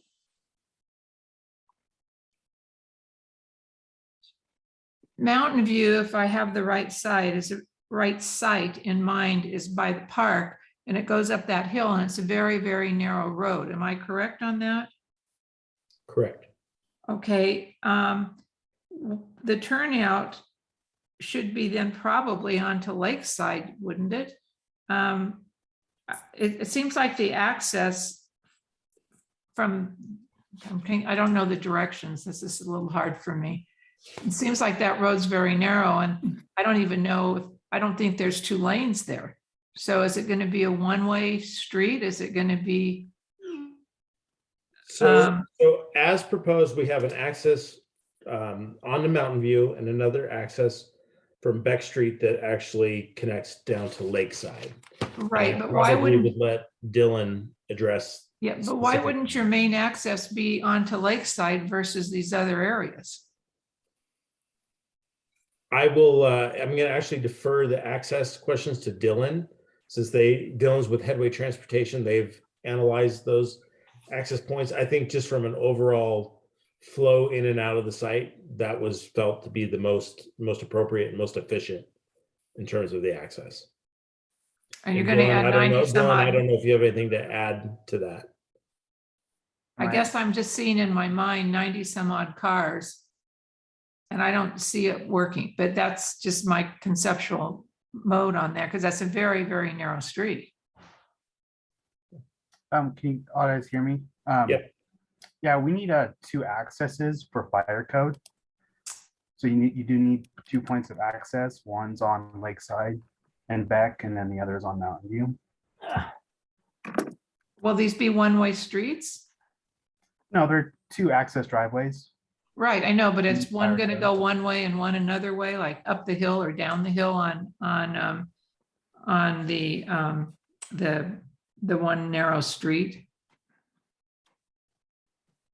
I mean, the driveways are two ways. So you can go exit and entry.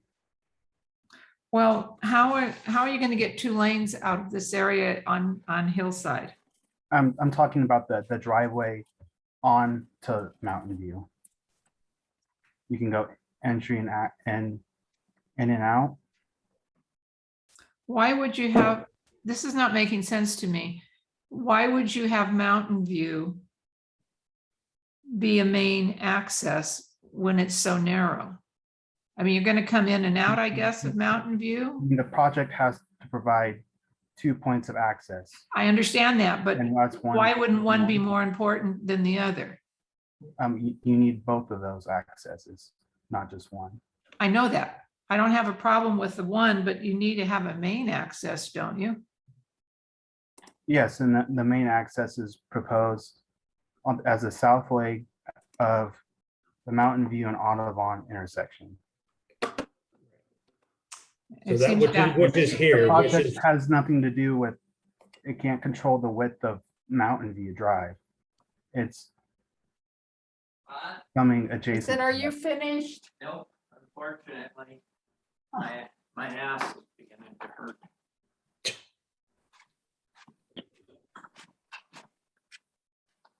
I think I'm done. Thank you. All right, thank you. Any other questions from okay, Valerie? Oh, I can't watch the soccer game. Well, you can, just keep Make the sure, volume way Jerry, down, that's all. Jerry, Oh, I thought Jerry, you put your wanted to watch computer it. on mute, That's why please. Well- No, I couldn't. Oh, I Jerry, don't know how much longer it's gonna be. Jerry, put your computer on mute, please. I have a quick question for Jenny. Who's this? Oh, Valerie, yes. Valerie. Okay, so they said that this was approved in 2011, Yes. correct? Um, So orig- obviously that was the height of the recession, well, coming toward the end, correct? When we had, that was 11 years ago when we had a lot less congestion in that area, I'm assuming. So is there a limitation that these projects can be approved and then be built 11 years later? Well, it's a different one than the one I was talking about before. This is a plan unit development. It is a custom zoning master plan that the developer or the property owner at one time asked for. And they asked for it under the laws of NRS 278A. And those are very important because modifications, if any, in the plan will not impair the reasonable reliance of the residents and owners upon the provisions of the plan or result in changes that would adversely affect the public interest. So they've got what they've got. Market conditions, theirs are not really a factor. There's reliance of not only the other portion within that's already built out, those around on what was approved. It's a very high bar for change under the NRS 278A law. So it doesn't lapse, but it is very narrow and focused. They came in at one point and asked for the assisted living facility. The fact that the market has shifted or anything is really not a consideration. It is, there's reliance upon what was approved. And so it doesn't lapse, but it's a high bar for change. I hope that's your question. I'm just thinking of the 96 parking spots and then the employee parking spots, and then you have a 15-mile-an-hour speed zone and by Virginia Lake, and then obviously because it's an assisted living facility, you're going to have ambulances and emergency vehicles at times. So I think that, in my opinion, that neighborhood is probably not a great area because there's no main. I agree that there's a assisted living area or housing on Plumas, but that's a big street. So Yeah. it just seems kind of, I don't know. That Yeah, was my question. Thank you. And one consideration is when it's supposed to develop as a plan unit development as an integrated development. And the fact that it's not integrated because they did a part of it, which limited their access onto the more primary street, is a consideration of theirs. You know, that's their issue. So there is reliance to all on what was approved, and it is a high bar for them to move. And 15 years ago, before they came in and asked for this customized zoning, it was zoned for very large lots, consistent with what you see over on Watt Street in Mountain View, even larger, I think 9,000 square foot lots. So they customized it away from that to this, and now they want to go in a further direction. It really is an all things are possible, but all things also need to be examined, and should be, because the law requires a lot of reliance on the integrity of what was adopted originally. But I don't know, Mike, do we have a planner here? I don't know. The one thing I want to mention is one of the concerns early, I think it was March 8th, and then I brought that up to my city manager when I met with him that same day, is that the note said there's, contact the city planner. And then that day I learned the city planner has left the city. So Noemi, do you have a staff planner on who's been assigned to this? It's going to be Grace Whited is the new planner assigned. Okay, he's not here today, and is he? Because usually we have the staff planner talk about it also. I don't want to hit some new person up who's not ready to make any comments. They are here. I can promote. Okay. 1 moment.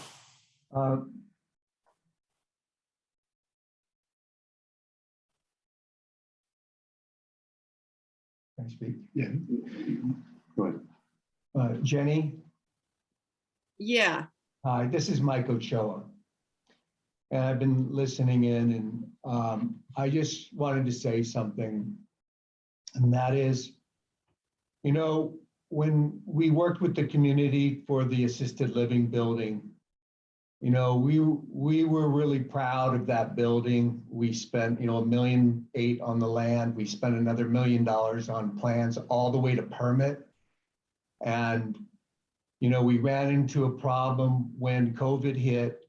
You could not get financing. Your operators were backing out. We have lawsuits with class action lawsuits of people, whose family member died, and they're suing the people that are trying to help them. And so it put us in a position where, if you saw the project that we had approved there, that was a beautiful project. And we're not bamboozling the community. I mean, we were sincere, love the project, love the setting 100%.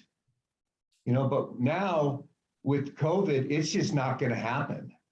And that's why we're here. And it wasn't ever, never did we ever not intend to build that building. That building would be built right now. And I'm being square with you. And so I appreciate all what you guys are saying. And but in all sincerity, we did not plan this. Just so you know.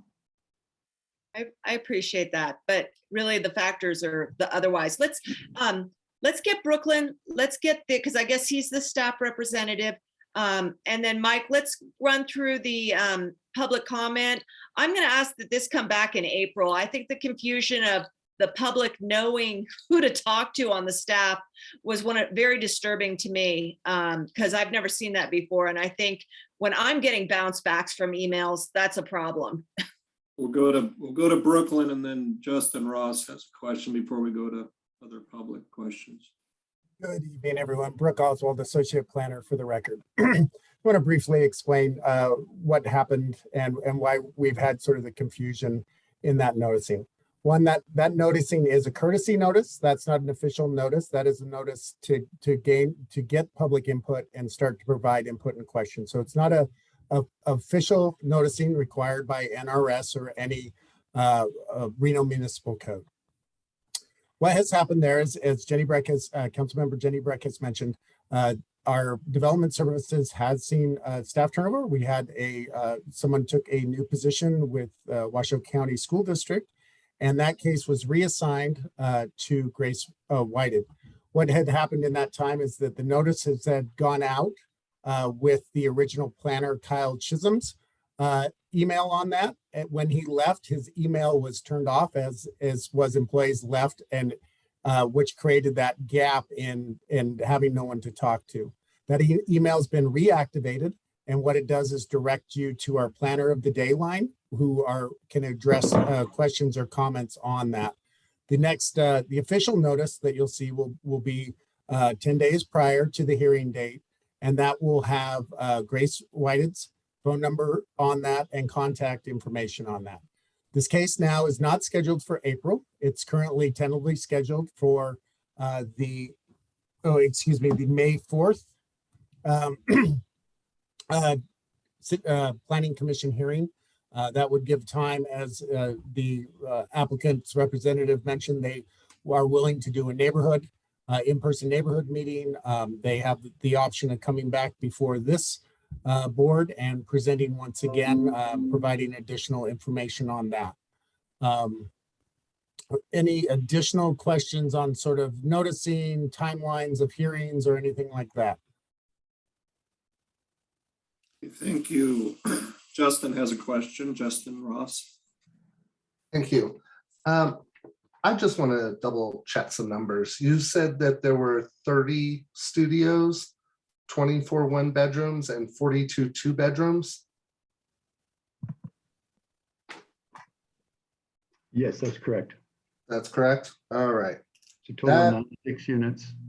I'm sorry? That's a total of 96 units, yes. 96 units. Okay. So with those numbers, that means there are 138 cars with one per bedroom. And you said that you were only required 96 parking spaces? Yes. Mike, do you have the information on that?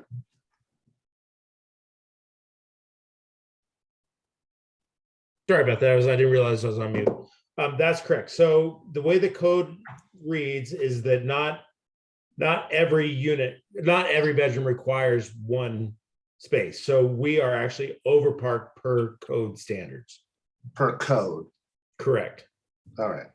So the studios do not require parking spaces per code? They do. I apologize. I don't have the city code right in front of me, but there is, like, a two bedroom, for example, does not necessarily require two spaces under code requirements. Okay. Thank you very much for your time. You bet. Hey, any other board questions? Okay, let's take a few of the public questions if we can. We'll start with Deborah. Amino. So actually, this is from Bruce Camino. So the two things I'd point out or ask him, so do you have any guaranteed access into Beck Street? And if not, that means that all the cars will be going out through Mountain View and out through the park. Is that not true? We have guaranteed access to Beck Street. Okay, so now Beck Street has how many large apartment buildings on it? There's the apartments that are actually within this PUD on the No, south side. okay, And then yep. there is another complex on the south side of Beck Street. The total unit count, I would have to look that up. Yeah, that is that. Am I mistaken by saying that it is a 4-story apartment building that takes up as much? I mean, really, it's probably 400 or 500 unit apartment building that empties out onto Beck Street. And the last time we had this, the neighbors were concerned about the traffic because they already have a problem. So I don't know if that's a question exactly, but that would be my comment, I guess. Okay. All right. Any other questions? We do have one from Donna Keats.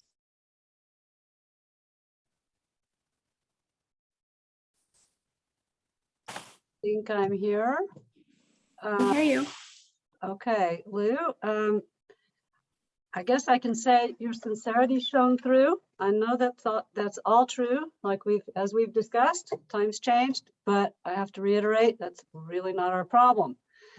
Our problem is safety, and you're building a multifamily, probably a great project, probably a great infill project in the absolute worst location that it could possibly be. Where else in the city of Reno would anybody put an MF30 multifamily apartment project, direct access from the children's playground and the Virginia Lake Dog Park, the oldest, biggest, most used, well-loved historic park in the city? And the access is already a nightmare, as everyone seems to understand. And I just see children running out of your complex because you have a postage stamp for your children's playground shown on your design plans. I can absolutely see them running right out of your front gate and into the children's playground and getting knocked over by a car or a bicycle or a dog. It's a real public safety hazard. It's also detrimental to the public benefit of the users of Virginia Lake Park, because you are not overparked. You're overparked by code. 2015, we went through this permission to overpark thing with that amendment because we didn't want it, the developer didn't want to have parking on site. We've already done this overparking according to code, and now they've kept code standards down since that time. So you actually have either no visitor parking or one space per bedroom and no visitor parking, or you're assuming everybody's gonna, I don't know, take the bus, but the nearest stop is not right off the street there. And it's just not gonna happen that way. So I'm sorry about all that. I have a whole lot of questions that I probably will have to wait until next month or until your public meeting, but this traffic trip generation thing, I want to know what your wise plan is, because the development review people say that there was a staff applicant meeting marked completed with revisions submitted, and then no action on that. So what are the revisions? There's nothing on your application since January 27th. So how would we even know? I mean, it's like not ready for prime time. I know you're in a hurry, and I'm sorry you're holding the bag on $2 million, but that's Ken Crater's fault, not ours. So I don't know. Go talk to him about some cost sharing on bad land deals. But I don't know. This public safety issue is a really big deal, and everybody's making that on record 1,000 times. Some of the other details, like what about the shade of the dog park? The previous plans showed the shade, whether or not the park was going to get shaded, because you're not allowed to shade a city park. Now you're going to have a 3-story building. I know you've adjusted the location and orientation at one point, which is great. But we're going to have a shady dog park in the winter because we have 3-story buildings there? And how come 5-foot offset adjacent to an SF9 single family old house is actually an okay thing to do? I mean, I'm just not getting where the planners are going with this. I think somebody messed up in interpreting the code for this area and making a new underlying zone, because we couldn't upzone this to MF21. That's how come it became a PUD, because it was all big lot housing, and when the first upzoning came up, it couldn't be done, and now it's upzoned even higher. I think there's something for the city to look at about the underlying zoning problem at this location. And the 5-year thing, my last question for Jenny, 5 years after a thing approval, thing reverts, or maybe it's a question for Brooke. So you got your second amendment to this PUD in 2017. You're butting right up on your 5-year time zone, which means this should revert to single family senior cottages on Mountain View, not apartment buildings, because you're about to expire on your 5-year time from your last amended thing from this. So your thing is it's almost up with this 5 years. So I don't know, it's going to go backwards to have the cottages on Mountain View that were originally proposed. If you don't, I don't know how that works. I don't know if Jenny knows or Brooke knows, but there is in the code a 5-year timeline since approval. And you're really pushing right up there. So I don't know if you can answer that question, but I guess you guys have a few things to figure out before you have your next public meeting, because I think you have well-informed participants who have a lot of questions for you or negative comments, I suppose. So Thank you, Donna. You'll have to endure one more time. Thank you, Donna. Thank you. So I see Margot, you have a question. I do. I think there really is truly a safety issue here. It's my understanding that this is the third most used park in Reno out of 88 parks. You've got ducks crossings, you've got kids playgrounds, you don't have a hell of a lot of parking, and you got narrow streets. I mean, I think the density is way too high for the area. And I don't know, they're going to say, well, we can't make money unless we do this, then maybe they shouldn't do it. And I know the city would like more housing, but this is getting a little bit ridiculous. And so I don't know what you're going to do about the safety issues. And I really don't care what the traffic guy says, because I go down that street every now and then myself, because I use Lakeside from my home to downtown Reno. And so I think you've got a safety issue, and I'd like that addressed maybe the next time we talk. There are 2 more additional public comments. Okay, let's take 2 more.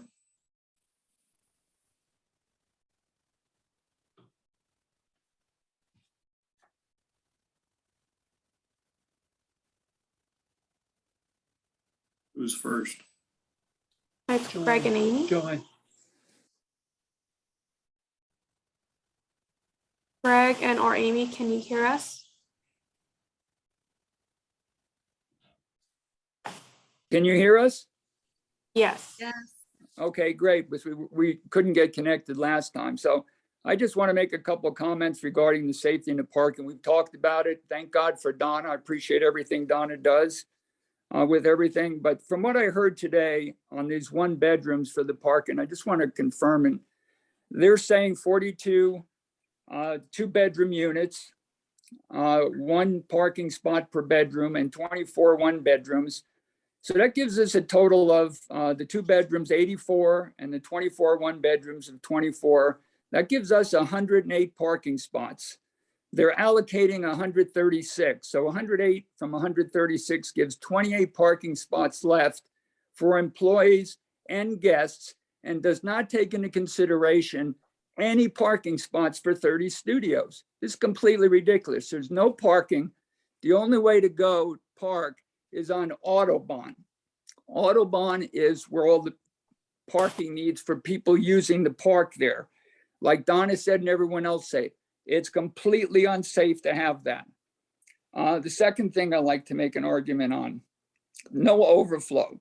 They're using this pandemic saying that the assisted living is not a place to go anymore because it's dropping. I completely disagree with that. There is 10,000 retirees, baby boomers retiring every single day. Assisted living is a much needed place everywhere, just not in Reno. I don't know how they're making that argument. In 2011, the Reno City Council specifically said to Ken and the groups when they approved their original PUD, and they changed it to put the other apartment units in for that 1/2 of the property. The Reno Council specifically said, no more amendments. They said, do not come back to us, no more amendments. And now we're having another amendment because it's a different buyer. This is also going to take away the views, 1, 2, and 3 stories versus 1 story. Their proposals are saying it's going to be about 647 daily trips. Before, if I remember, in 2011 for assisted living, there was only 118 assisted living trips per day. That's a huge amount, 500 more trips a day on that small, narrow streets. And like Margot had said, and everyone else that's familiar with Mountain View is 1.5 lanes, but if you have someone parking on either side there, you can only go 1 car. 1 car has to wait while another passes. And another thing is on the project, they keep talking about this pandemic, that because of the pandemic, things have changed.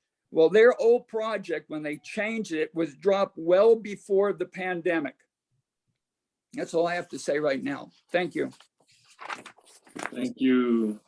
Let's do this one as our final comment. We can move on with this agenda. Who's next? You're on mute. Okay, we have Nona Perry.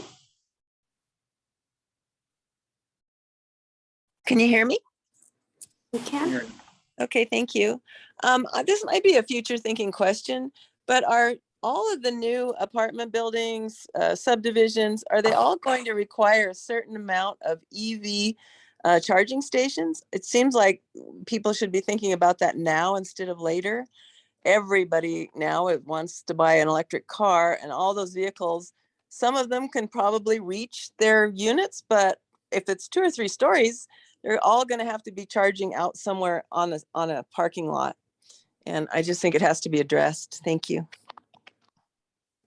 Thank you. Hey, Mike. Yeah, go ahead, Jenny. I know we need to move on, and we do, out of fairness to the other 3 applicants who are here today. And I appreciate Brooklyn showing up to pinch hit for the person who replaced the person who was doing this before. But I'm asking in April when they show up to, 1, have a presentation outlining the history of the PUD, maybe the link to the PUD so people can read it. That 5-year provision, I think, is of interest. And also, John Simpson showed up earlier today and talked about the engineered Mountain View Road. I'd like to see a cross section of that when that's finished. We haven't heard widths and the compliance of those, lane that we need to understand the cross section of that. I think that it's not relevant what the level of service is. Really, the cross section of that road, including the grade, is what's very relevant. And I haven't heard that, Brooklyn. So if you could just pass that on to the case planner when she comes and makes her presentation in April, that'd be great. Right, thanks, Jenny. And I would like to point out that, is there a way, because we have 48 chats going on, I see them pop up here and there. Are all these being recorded? We can get a copy of the chat. I would say probably even get those to the developer, because there's lots of questions out there. If we were doing this in person, there would have been a lot more people raising their hands. I think the technology is stopping a few people from talking. So we appreciate everybody's time. We appreciate the developers' time. It's definitely a hot topic around the community. So let's see if we can get this worked out. We appreciate everybody's time on this subject. I would like to move on to item B 6.2, Stone and Key. I am promoting presenters now.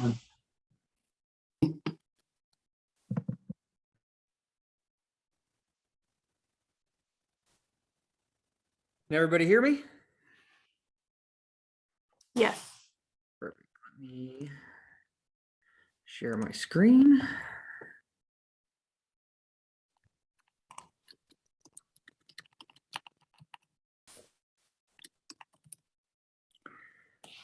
If everyone can see that, hi, my name is Dominic Gonzalez. I work for Lepre Construction here in town, and I'm representing the applicants who are a team of awesome creative minds that make up Grand Artique, and we are presenting the Stone and Key project. I would like to start off by apologizing and saying that the description that's in the agenda for tonight has been altered slightly. Working with the city of Reno, we just the announcement that got sent out we didn't get there in time. So our conditional use permit is to request for the allowed uses be added to general commercial zoning for the property, to add amusement or recreation outside, live entertainment, and a bar, lounge, or tavern to be operated in conjunction with the proposed indoor-outdoor flex space, including general retail, art exhibits, and an outdoor event space. The subject parcel is about 3¼ acres on the northwest corner of Keystone and Commercial Row. It's zoned both general commercial and industrial. There's a portion of each zoning on the parcel, which I will show you the map for that. There's an existing about 18,500 square foot building. It's been vacant most of the last decade. This subject parcel got a little bit of traction in 2018. Reno City Council considered demoing or selling, and it ended up getting purchased from the city of Reno in 2020. It's got a master plan use designation of suburban mixed use and mixed employment. This is what the existing property looks like today. You can see at the very top of the page, that intersection is Keystone and 4th. You got the train tracks there, and then the subject parcel with the existing building on the right, Keystone there. And then the parcel spans all the way going west to that street you can see just in the bottom left-hand corner. That's Arletta. And then there's an intermediate street, Gardner, there that hits it right in the center. That is the totality of the property. The picture in the top right shows a shot of the building, and that will be our main access coming into the site off of Keystone. Here are the land use maps. On the left, you have your master plan map, the pink being suburban mixed use, the violet being mixed employment, and on the right, the zoning, red is general commercial, and gray is industrial. For the purposes of this conditional use permit request, we are only proposing that the additional uses be considered in the general commercial portion of the site. That's where the building's located, and as you'll see on our plans, that is where the event space will be happening. So this property is definitely in a great location. It's been kind of ignored for a while. It's been vacant for a while, and the applicants that I'm representing have stumbled upon it and have a great vision for it. And that being said, I will introduce Breck Dolan, who is one of the owners, and he'll give you a little background on the team. Hello, everyone. I'm Breck Dolan, and I'm one of the founders of the Grand Artique. I'm super grateful to be here tonight, and thank you all for your time. We've been working on this development for many years, and it's always been a dream of ours. For the past 15 years, the Grand Artique has built and been building interactive experiences at festivals, at conferences, at art shows, and we are now just super, super thrilled to come and bring something that we believe is going to be magical to Reno. It has always been our dream as our team, from my brothers and from our whole collective team of creatives, to do something permanent, and what better place to do it than our hometown. And we left, my brother and I left after college and went and created this business, and we've been gone for 20 years, and we're now back in town, and we're just really, really excited to bring this to the community. Our plan is to have an interactive, family-friendly experience for the community to enjoy. The main offering at the Stone and Key will be a seasonal series of rotating interactive experiences. These experiences are real environments that transport audiences of all ages into fantastic realms of art and exploration. Guests will be able to purchase tickets via designated time slots throughout the week. After each of the experiences, guests will have the option to enjoy the outdoor seating area, where there will be beverages, food trucks, and most importantly, in my opinion right now, is a kids play area, because I have 2 children, my brothers have 2 children each, and I feel that we need a place for kids to play within this area. So in addition to the experiences, there will be a gift shop and a variety of community-focused programming, educational classes that will be offered as well. So this will not just be another event center. It will be a center of events for immersive experiences. Awesome. Thanks, Breck. And like you said, the main operations of this of their business will be the immersive experiences, but we're working on a big site in a big building. So in addition to that, we'll have about a 3,200 square feet gift shop. It's an eclectic and unique retail store that the Grand Artique team has been successfully managing for years already. And in addition to the gift shop that will always be open to the building is some programs and workshops that will be offered.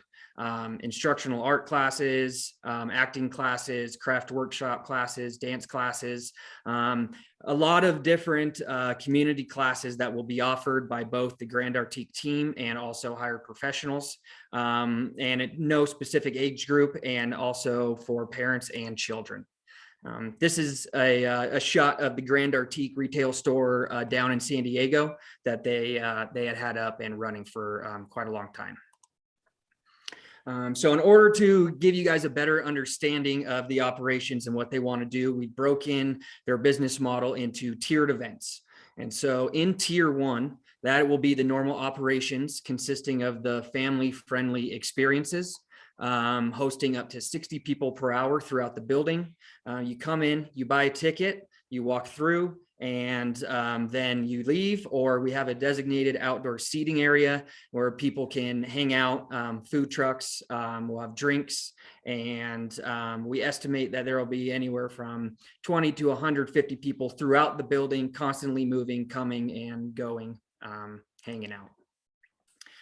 Tier 2 will be immersive outside events, which there's enough space on the site for some of these events that these guys build where they could incorporate an outdoor area for it as well. An easy example to wrap your head around would be a pumpkin patch or a Christmas tree lot, where you'd see your normal pumpkin patch or Christmas tree lot, but they have kind of some fun immersive options for people to enjoy. The third tier would be seasonal events, both private and public. There will be a handful of these a year only, and the types of events would range whether they're public or private, from weddings, birthday parties, corporate gatherings, puppet shows, theater shows, small events, larger events, but those fall into their own tier of events outside of what is the normal operations. This is the breakdown of the existing uses and the proposed uses for a general commercial zoned property. So the shot on the right is Keystone is just out of view on the right side of the page. The green, yellow, and blue is the existing building. Red is the outdoor area and outdoor seating area, and orange is the big event, outdoor events area. The blue is where the general retail store will be located, about 3,200 square feet. That's general retail, and that is already allowed by right in general commercial. Green would be the programs and workshops area if that space is not already being used for an immersive experience. There's also 6,400 square feet second story above the blue and green, and that would be designated green also for a program and workshop area. This is a personal service already allowed by right. The yellow inside the building is the portion of the building that we would allocate for those private and public events, handful a year, and that triggers a live event use, which we are requesting with the CUP. The orange is our outdoor event space. I'll backtrack. So our immersive experience, that could fall anywhere in the green or yellow inside. That classifies as amusement rec inside, and that is currently allowed by right.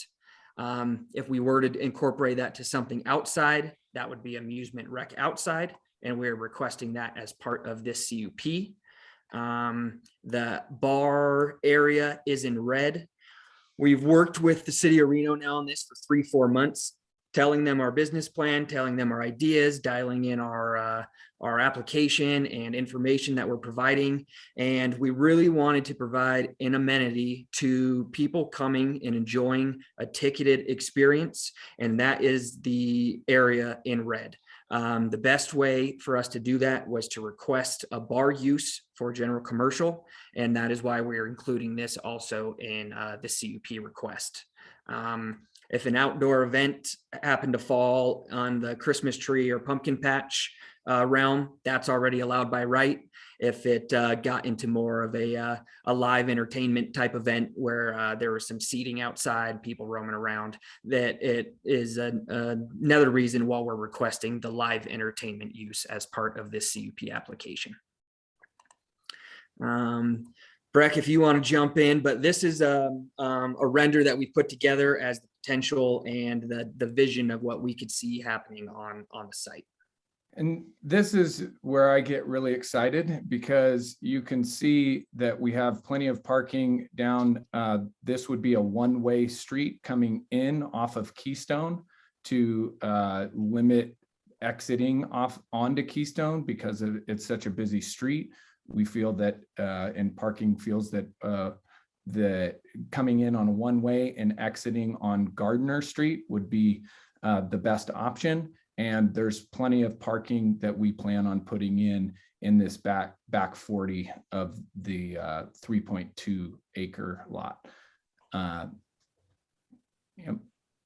And this was a way that it would look when it's activated. So when we do an event here, you have the kids' playground. All of these tents would be, you'd be able to break down and reuse when we set up another event. And then go in, and you'd see the little ticket booth there next to the parking. You'd get your ticket, you would walk in, you'd have access to the entire property, the 19,000 square foot building experience, as well as the outdoor experience. If you go to, so normally this is how it would be in operations, with the picnic area, small little bar, more of a catering bar, and then you enter the building and you have access to the full immersive experience. Food trucks out here as well as this is where we would put our facility, our luxury facility bathroom trailer when we have the tier 2 event. That's what the property used to look like, and this is what the property can look like. So we do have scheduled a community outreach meeting on at 6 p.m. Monday, March 21st via Zoom. And we also want to do an in-person 6 p.m. Monday, March 28th in person. And that's at my brothers and I, we just purchased the bar, the old Mama Bear's Lounge, and we turned it into Shanny Dolan's, named after our grandfather. So that is our grand opening is actually this week. So, yep. And with that, we do have the plans, which I can go through, but that's the end of our pitch, and I'll open it up to questions. Okay. So Rhonda has the first question.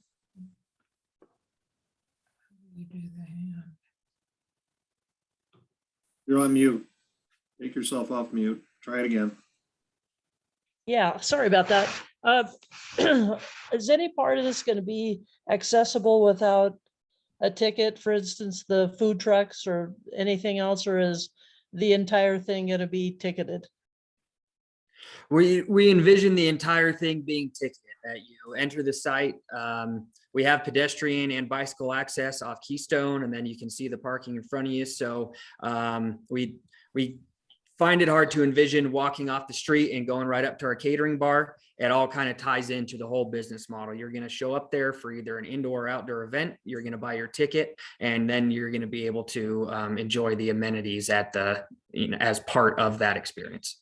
And the ticket sales will be tiered as well, depending on how much access they want to the whole property. Nikhil. Thank you. So this actually is 2 parts. What is the expected capacity of the largest events that you all are looking at holding? Well, the immersive experience is what they're going to use to get their feet off the ground. And we don't anticipate there being any more than 150 people on site at one time, but you're talking about 60 people an hour coming through. So you buy your ticket, you go, you visit the experience, you would maybe hang out for a minute, and then you're leaving. So we about 150 people for normal business operations. If they're successful and they're able to hold different kinds of events, obviously it would depend on the type of event. Anywhere upwards of maybe 300 for your biggest event, but they're definitely going to have to work their way towards those types of events. Thank you. So the reason I ask that is this has some similarities to a couple of event spaces in Austin, Texas. And one of the issues that they ran into, which I don't know if you've accommodated for this, is that for these types of events, you're largely going to have lots of people coming in at the same time and lots of people leaving at the same time. Many of which will likely be cyclists and rideshare. Looking at your parking, it seems to be somewhat limited compared to the capacity you expect to have. How does this plan accommodate for large volumes of folks coming in and out and across bikes and rideshare in addition to driving or in addition to personal vehicles? Hey, Dom, can you go back to the rendering? So we have a bike path actually on the side of the building that will run all the way through the property. So people can bike in and park their bikes on the left side of the building if you're from this angle. So that's how we'll take care of the biking. And we also have a ride share section on the right side of the building as well, designated. And bicyclists will be coming in off of Keystone? They can come off of Keystone, or they can come down off of Gardner Street as well. But yes, Nikhil, mostly off of Keystone, like Breck said, along the tracks there's actually an allocated 20-foot easement that we need to keep clear for maintenance and construction of the train tracks. And there's a 10-foot option of that 20 feet to be allocated for a bike path. So we intend for that to be the main entrance for bicycles, either that left entrance off of Keystone, but they can also come in off the right entrance off of Keystone, the one way. Keystone does not have a dedicated bike lane, right? It does not. It does not have a bike lane. Yeah, the concept is really good. I would be concerned about bicyclist safety, because this is exactly the type of space where you'd see a lot of folks coming in with bikes. But I'm not sure what the right way to address that is, but this does seem like an issue that some other cities have dealt with, unfortunately, in some unfortunate circumstances. Right. We do have the one main ingress only access off of Keystone, and we envision that the main entrance for bicycles would be on the other side where no cars are going to be coming in and coming out. So we'd hope that if you're visiting frequently and you're on your bike, you want to stay away from all the car traffic, and you know to come in off that other entrance on the left there. And then lastly, where did you say the rideshare lot is going to be, and how many cars could reasonably actually be hanging out waiting? So we kind of have allocated, I can show you here on the site plan. As you come in off of Keystone, we have 4 parallel parking spots right there. We are over the amount of required parking spots by code. We also realize that based on the numbers that we have people coming in, the owners want to have enough parking for the amount of people that they're having at the site. It's also feeling out how successful they will be before they use up the entire site to pour acres worth of asphalt and allocate it towards all these parking spots. So we went above and beyond on the parking, knowing how many people were going to be there, and we plan on having rideshare just pull off there in the parallel parking spots with enough through traffic access between those spots in the building. Let's move on to Jerry next. I'm always concerned when you have large outdoor spaces, some of which are hard spaces, where people are going to spend a significant amount of time as well as consuming alcohol. And my concern about this, it's nice to see that you proposed to put grass in the largest area. That's certainly helpful and it helps moderate temperatures. I don't see much shade in the area, in the bar area and the seating over there. In the summertime here, our surface temperatures during the daytime are going to hit anywhere between typically 100 to 120 degrees. And if people are consuming alcohol outside as well for a period of time, there's a high likelihood that people are going to have heat stress. And I assume it would be inconvenient for your events to have EMTs have to come in there and remove people.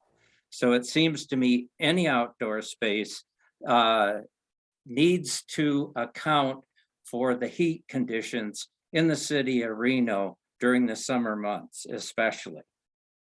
I see, I thought your picture there, if that actually comes into being and you maintain the green space as pictured, I think that looks very good. I would suggest providing some sort of cover or shading up in the seating area by the bar as well, at least during summertime, and or considering maybe putting in some type of water feature, especially where in the children's play area. That's it. Jerry, thank you so much. We appreciate all of that insight, and we do plan on having shade in that bar area with some stretch shade covering. So thank you so much for that, and we'll take all of those into consideration. We'll move on to Margot. Thank you. I'm just curious, is the concept something, are you familiar with Meow Wolf? There's one in Las Vegas. I think there's one in Santa Fe and somewhere else. Yeah, go ahead. Is this concept like a baby Meow Wolf? Meow Wolf is the top in immersive experiences, and they are doing it really, really well. They have been, a lot of them are friends of ours, and yes, we very connected and well-versed with Meow Wolf. Okay, so is this concept then going to be like a small Meow Wolf? Yeah, it will be a different Meow Wolf. I really don't like to compare myself with them because they are doing so well, and until we're at that caliber. But yes, we envision something similar to a Meow Wolf experience. Well, that would be absolutely amazing, because it is a neat, it's very neat to be in one of those, even though they're all different. But I mean, it's a great idea. How many parking places are you actually contemplating?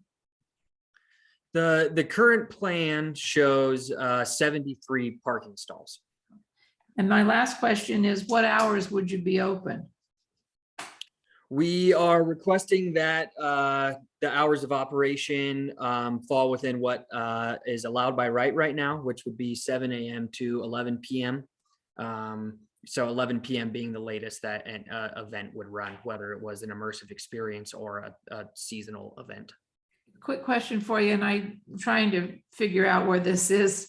And I really am having trouble placing it in Reno, and I've been here my whole life. But with the time, is there any residential close by? No. If we scroll back up to I shouldn't say no straight out, but according to Gray sound study. Yeah, Gray is yeah, I can show you the sound study of that. Yeah.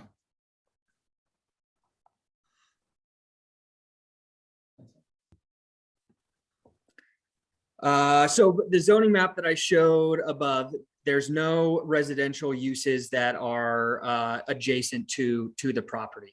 All of the tagged labels on the sound study that you can see are all either general commercial or industrial use. You have mixed use downtown opposite Keystone, and you have mixed use urban on the other side of the railroad tracks. So Margot, it's basically Keystone and Fourth.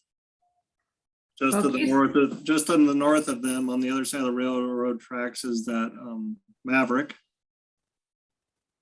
Okay, that okay, I'm crosses with the you. street. Okay. So is the, anywhere up in this right upper corner up in here, any of this, this is all commercial right in there too? In here? No, go up to the top left corner. Top left corner, yes, this is where Taco Bell. Yeah. Okay, I'm with you. Because I was wondering about if they're residential. I don't know if 11 o'clock's a good time. Yeah, and we obviously knew that'd be a question that would be asked, but also something that we wanted to be mindful of in the events that we're proposing. So we did have this sound study done for us. You know, per code, you have to be under 65 decibels at your 7 a.m. to 10 p.m. peak PM hours. But that's if you're adjacent to a residentially zoned property. So we're not only are we not adjacent to any residentially zoned properties, but we are even underneath that 65 decibel limit for the surrounding properties anyway. This shows if a speaker was faced east, and then we're still well within most those thresholds. You can see the orange highlights here. Those are the closest residentially zoned properties to our parcel.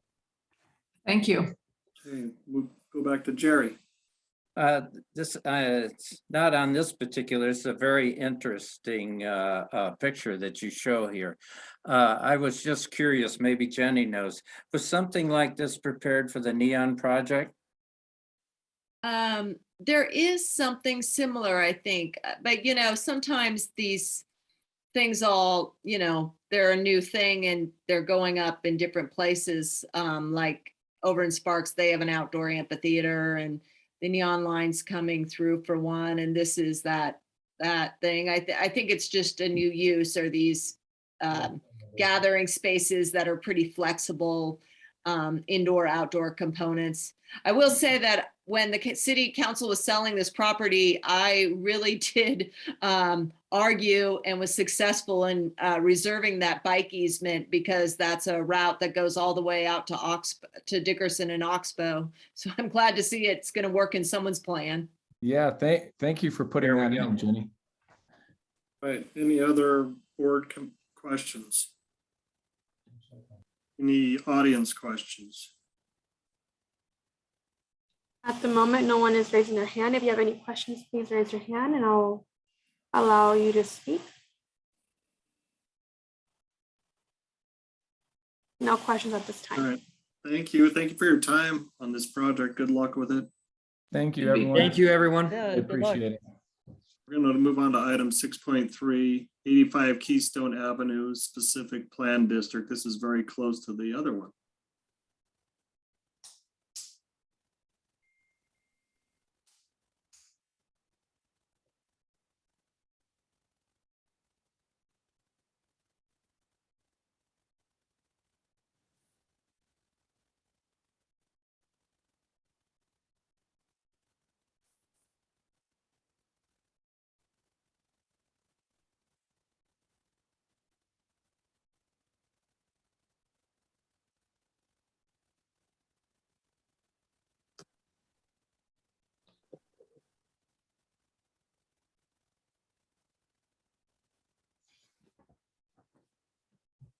Are you promoting Dave? Yes. It should be on just a moment. Now I've joined. I was looking around to see if I had a mute button that I couldn't find. Good evening. My name is Dave Snellgrove. I am, there we go. My name is Dave Snellgrove. I'm the planning and right-of-way manager at CFA. Also, if you haven't promoted, could you promote Todd Foster and Rachel Farrell? They are with my team. Todd is the applicant on the project with 85 Keystone LLC, and Rachel is the project architect. me see if I can get to my presentation, have that pop up here, and then share the screen and enlarge it. We have Rachel, and what was the other one? Todd Foster.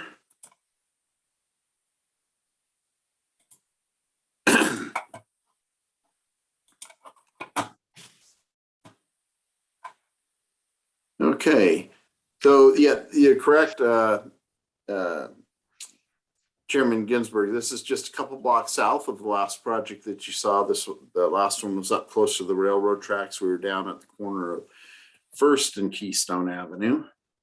The last project you saw was just up to the north here by the tracks, and we are in this yellow square here. We're at the southwestern corner of Keystone Avenue and West First Street. This has an existing office building on it. It's a 2-story office building that is pictured here. You can see the top picture is from the intersection at West First and Keystone Avenue. 2-story building. The north half on the ground floor is existing office space, and then the southern half of the bottom floor is actually covered parking. And you can see down in the bottom left-hand picture the parking spaces that are down below the building. So the office space currently overhangs some of the parking. And this picture down to the bottom right, that shows the back side of the building, which abuts an alleyway that runs north-south, and there's additional parking in that location. The intention of this is we're gonna adaptively reuse the existing building, so the sustainable project in that. What we're doing, and then adding a new building on the rear. Now, the parking area that you see here adjacent to the alleyway and behind the building, we're going to continue covered parking in that new structure. So you'll have parking through most of the ground floor area, and then you will have two levels of residential that go above that. The conversion of the use will be to commercial. Hopefully we'll have some nice eating spots, coffee shop, things like that at the ground level that'll have cafe seating, and then residential above it on this building that exists, and then we'll have more residential behind.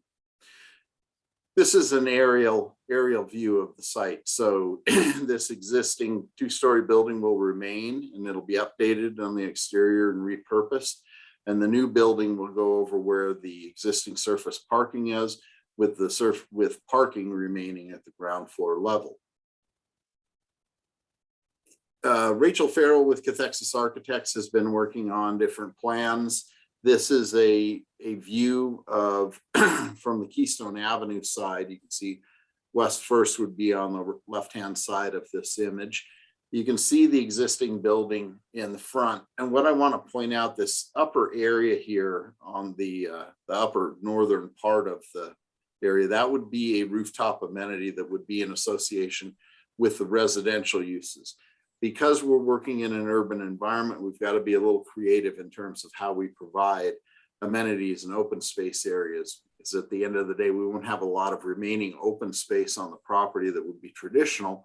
So we're adaptively working with what we have here. Then that would be an open amenity area that would have seating and different amenities up on the top of the building.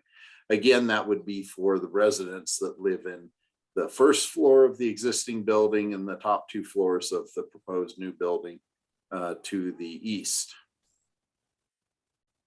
So this is just kind of a breakdown. The image on the bottom shows the commercial area that would be along Keystone Avenue. That would also wrap around, and we'd have commercial viewing and available fronting on to West First Street. You have the parking at the south side of the building and the residential above. And behind it, you can see shaded in green. That's the new building behind. It's taller, but not significantly taller. And this is a view from the alley side. So you can see that we'd have parking down below and then 2 levels of residential. And there would be some commercial facing West First Street on the north side of the building, that little red area there. So the property's master planned suburban mixed use. The primary uses in the suburban mixed use area are a mix of commercial and residential uses. And then secondary, medium to high density residential uses are allowed, along with some other items. We have an existing zoning on the property of professional office. You can see this neighborhood that we're working in. The property we looked at earlier had a mix of general commercial and industrial. You got a small industrial area, which you would kind of expect to see along a railroad track, a historic rail line. You've got some general commercial that goes out into First and Second Streets, kind of farther over as you head out towards Dickerson Road on Second. The lighter orange area is multifamily 30. Or it's the highest of the residential zones that we have in the city until you go into some of the mixed use. And then these darker orange areas are professional office. So what's happened slowly and holistically over time is there's been some conversion in this area over into some different zoning designations. Some of the uses that are in the MF30, like the one that's just to the south of us, while it's residentially zoned in MF30, has not been used as a residential property for quite some time. There are allowances to do different businesses without converting the zoning. This is one that we looked at initially, and back in November of last year, we initially submitted an application that was requesting general commercial, looking at a lot of the general commercial that was already over in this area and feeling that along the major arterial of Keystone Avenue, there would be some continued conversion. We did meet with Councilwoman Breckus. We met with city staff, and both Councilwoman Breckus and staff had some concerns in terms of the general commercial and some of the uses that it would allow, a lot of times by right. And we agreed with that. And we tried to think of some mechanism that maybe we could control that within the standard zoning. There's deed restricting and different things you can do. And we didn't feel that those were as workable and palatable as maybe going to an SPD, which the SPD process is relatively new with the update of the master plan and bringing SPDs, which are specific plan districts that allow for some customizing of a zoning situation for smaller type properties. They're not a PUD level that you go to, but they allow for some working with the constraints and sensitive areas that are around you. So over here in the green, that is the Pounding District, kind of rounding out the zoning in the area. And that is part of the downtown mixed use area that's right across Keystone Avenue. So the proposed zoning, as I mentioned, would go to SPD. Out of the master plan, the purpose of the SPD district is to accommodate projects and plans where the design and configuration of the uses are so arranged as to constitute a single functionally integrated entity. So we're going to be working with this as a commercial along with residential. There's not a grand list of uses here, but in the commercial, we'd envision to see some smaller, more street-friendly type uses that could go in. Restaurants, delis, coffee shops. There could be, I think of something that's been wildly successful, and this is over more in the downtown area, mind you, but the Brewer's Cabinet and a place that people, they have some outdoor seating, they have some indoor seating. Whenever you get around residential, then you've got some challenges in terms of regulating hours of use. And that's one thing that we've tried to do within the SPD document itself. So went through that. We initially submitted general commercial. Some of the uses that came up, drive-through uses, were some that we talked to Councilwoman Breckus about. There were others that we looked at through here that just really aren't appropriate this place in this location at this size property. Things that would be allowed in a general commercial, examples are indoor gun range, drive-through facilities. Cannabis uses aren't allowed in the NC, which is what we've kind of springboarded off of. Automobile, truck, mobile home, RV, boat, trailer sales and rentals, lumber yards, landscape material sales. Those are some of the things that aren't allowed in where we went with this SPD as our base. So we've customized the uses that we have. We've worked with the NC zoning as our base. And what we've done with that is taken a look at the list of allowed uses in neighborhood commercial, and we've actually made some modifications through the SPD document. We are allowing for bars and taverns, but they would have limited hours. That would be one use that wouldn't typically be allowed in NC. but we're allowing for that with certain regulations. Also live entertainment, but that would have even stronger limitations on hours, especially for any outdoor. We'd see these shop space areas being rather small.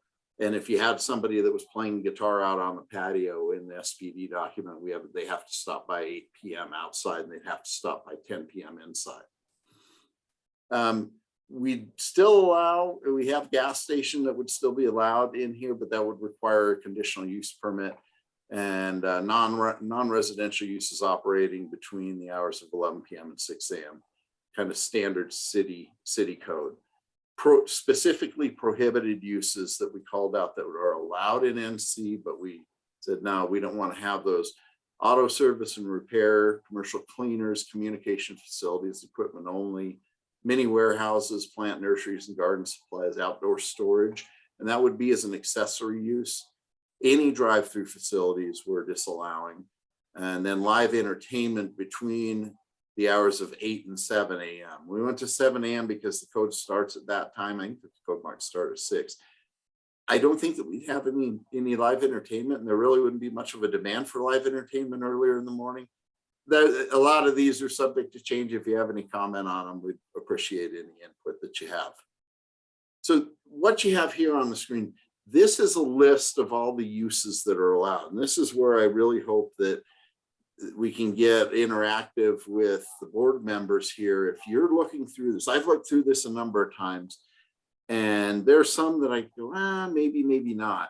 But if there's any on here that you feel in this location, if you know this location well and you kind of know what it's around, if there's some that you think are, hey, you know, that might be one that you might want to put on the scratch out list, I'd be happy to hear those. That's why I put this up. I've already pulled out the ones that we have specifically prohibited, but this is a list using the NC zoning designation as the base that are still available.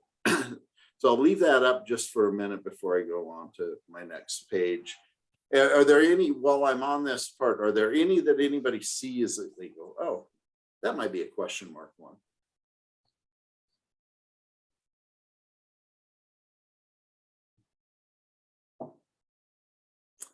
All right. Hearing none, I'll move on to the next. I do have a question. Yeah, sure. You wouldn't put a bed and breakfast in there, would you? No. Here's one thing with the SPD. The building itself really isn't structured to be an enticing bed and breakfast. One of the things that we've tried to do with this SPD is, if for sake of argument, and we don't know what the economy is going to do, God forbid tomorrow, but a month from now, a year from now, is if something didn't end up happening right and this stayed as it was, we didn't want to get a zoning designation that wouldn't allow for somebody to come in and use the building as an office building and leave it kind of as is. So we've structured some things in for some flexibility. Our goal is to move forward with what you've seen there in our elevations and incorporating the residential and the commercial.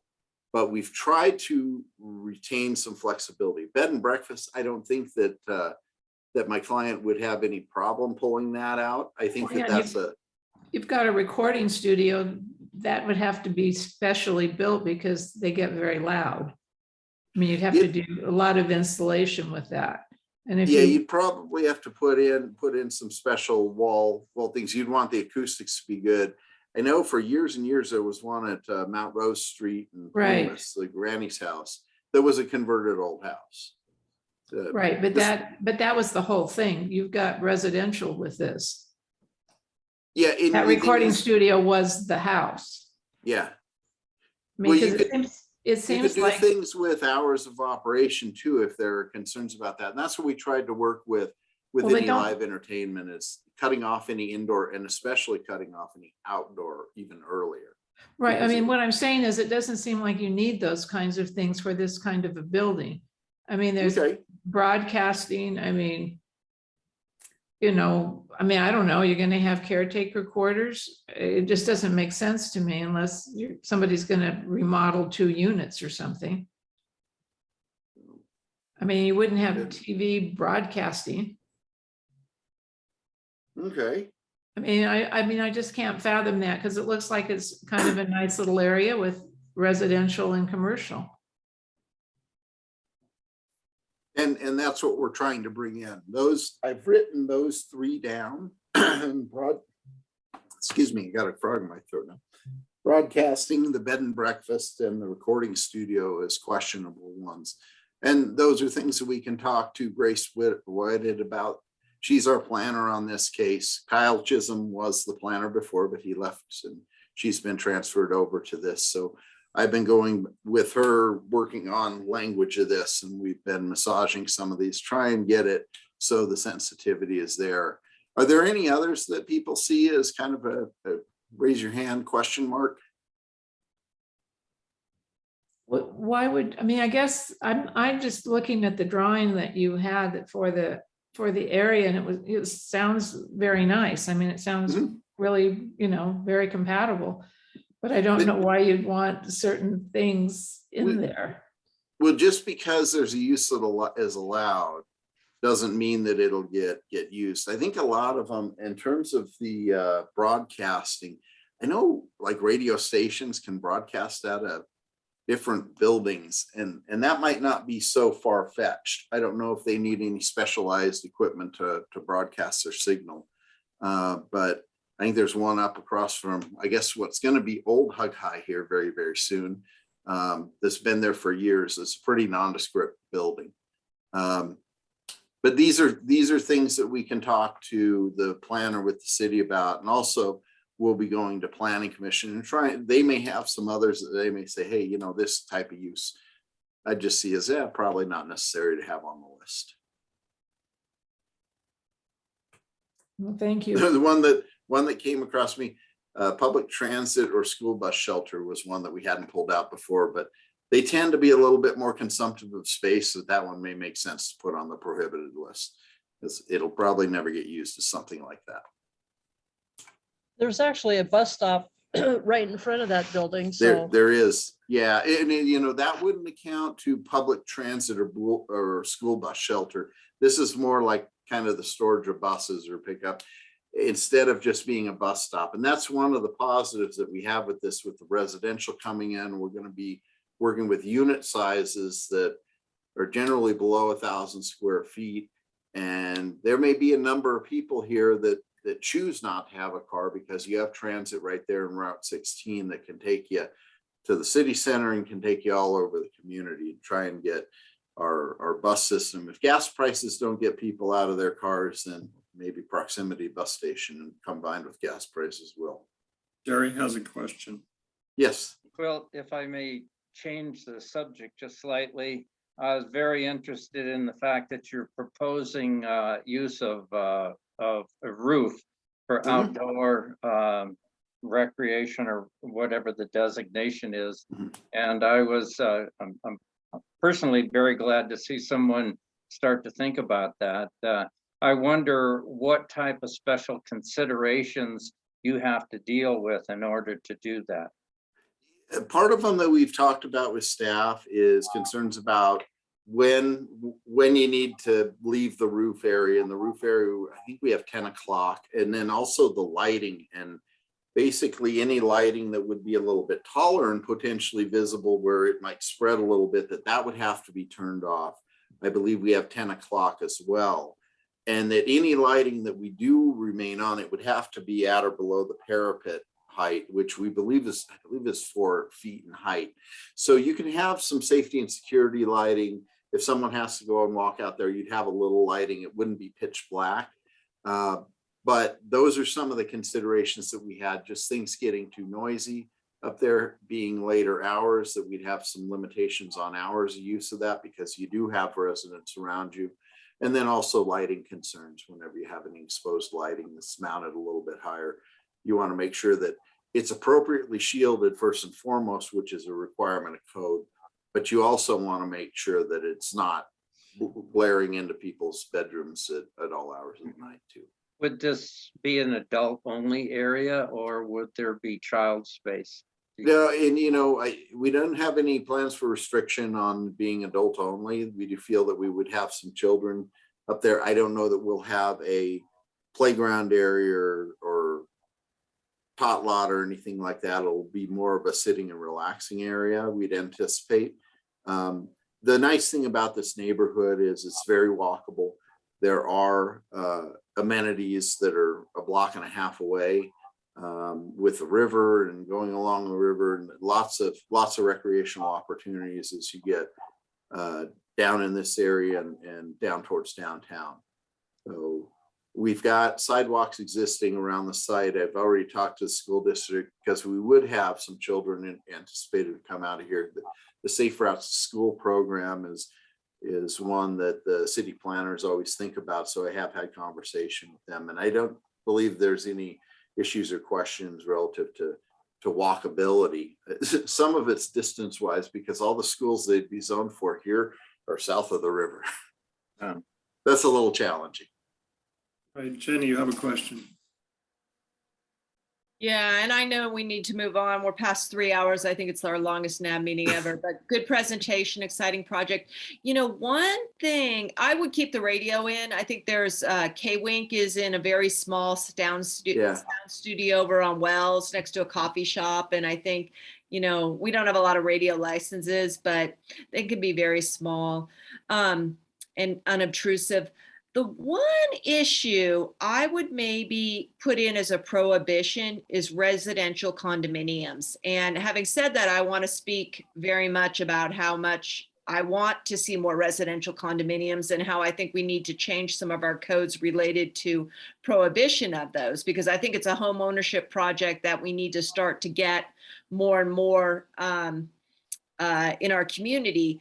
But in a mixed use, I think if you started to condo out some of those units and then you have all these residential units, that could be tough for a condominium person who buys a unit, comes in and gets, you know, knowing that, oh, the developer allowed, you know, all these 20 uses, and now the office has been turned into a custom craft brewing place and I smell hops all day. So Right.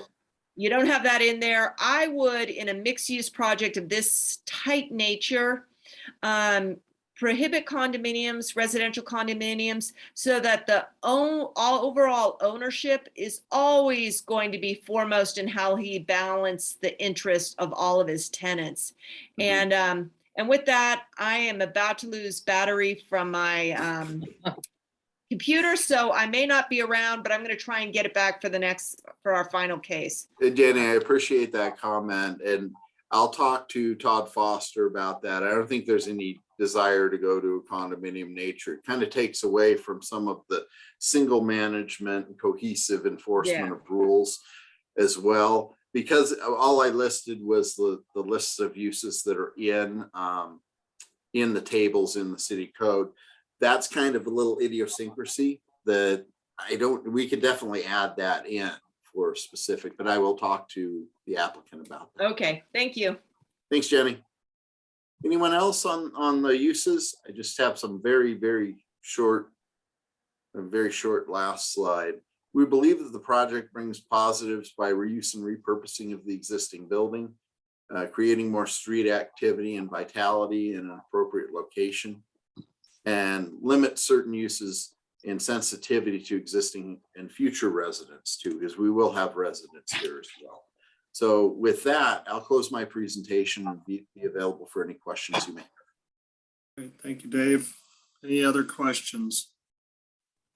Rhonda. Yeah, just real quickly, there are currently businesses there. Is your anticipation to keep them there? Are they being kicked out, or what's the deal with them? It would convert over. We would end up having all of the businesses move out. As mentioned before, the upper floor would end up being all residential, and then the downstairs would get converted over to commercial. My client would like to move into this relatively quickly. And you know, some of the things that we'll have to do, you can kind of see in the artist rendering here.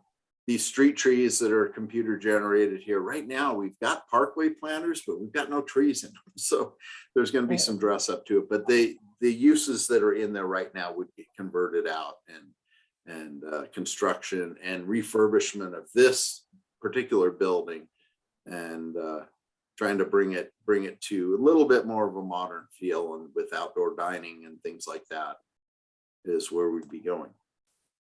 Any other questions? But the existing tenants would be forced out, or are they being bought They'd out, end or- up getting notice, and I'm not Yeah. sure. Todd, I don't know if you're on the line, if there's been any discussion with current tenants. Yeah, so there has been discussion with the tenants, and we've been structuring their leases so that they roll over in such a way that when we're ready to start construction, we'll be able to get that done.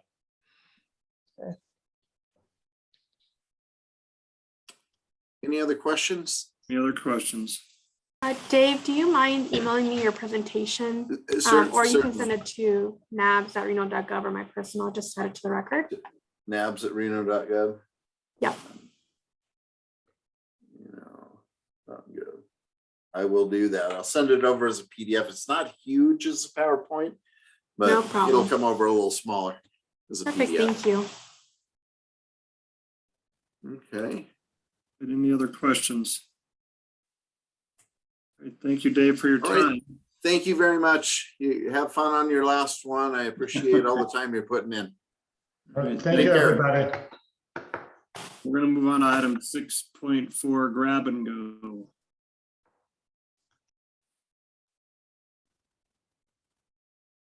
If you're presenting, can you raise your hand for this one? I don't have a name. Oh, there we go. Thank you.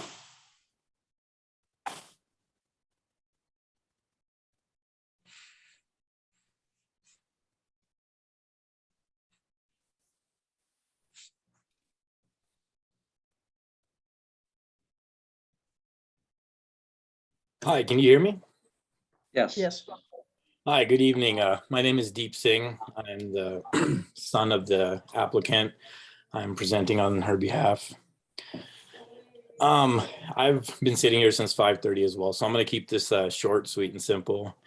We are applying for a conditional use permit for the Grab and Go liquor store for packaged alcohol license.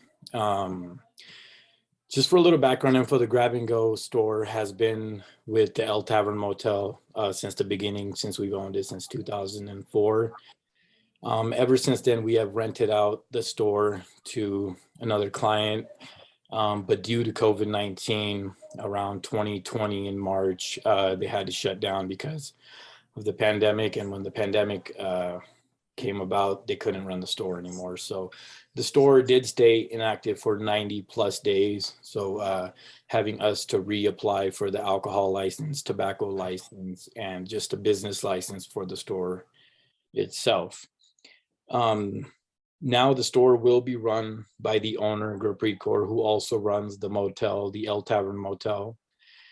We are applying for the conditional use permit, as I said, for the packaged alcohol license. It's kind of the last step to get the store back on its feet. The packaged alcohol sales would be about 40% of the sales for the store. The store does sell everything from fresh and frozen foods, non-alcohol beverages, and all the essentials for anyone living at the motel, which has a capacity of 42 rooms, and it does stay pretty full throughout all seasons. The main concerns that were brought up by the Reno PD as we tried to reapply for the license was the windows. The windows were painted over and blocked off by coolers by the previous tenant that ran the store. That is something we're willing to change up, and we already we're working on it. We have a contractor that is going to put in brand new windows, and we're going to have the coolers moved to the other side of the store. So the outside will be available to be viewed by the person who's standing at the register. And there are cameras that have been installed already for the outside of the store that is viewed by anyone sitting inside of the office and also someone running the register. Those were two of the main concern by code enforcement and by Reno PD. And the main people that we will be selling alcohol and anything from inside the store will be the people that the tenants of the motel. And then we have a huge RV park behind the motel, and another Sunset Motel down the street that are our main clients, and whoever basically kind of drives by, because there's about only 4 to 5 parking spaces just for the store itself, unless you come and park at the motel, which is also easily accessible. All the lighting fixtures outside of the motel are in the process of being changed. That was the second biggest concern that came up. The lighting for the pedestrians that will be walking by. I can't do anything about the street lighting. That's something I can't control, but the lighting that is outside the store and the sidewalk across from the store, the lights have already been changed about 50% of the way, and 50% will be done within the next month or so. So yeah, this is just my simple presentation that I wanted to bring up to you guys, and that's about it from my end. Thank you. Any board questions? I see none. Any audience questions? Did you see any? Okay. At this time. Thank you and good luck with your project. All right, thank you. I appreciate your time. All right, moving along, we're going to go on to item C, board, commission, committee member reports and announcements. Anybody have anything?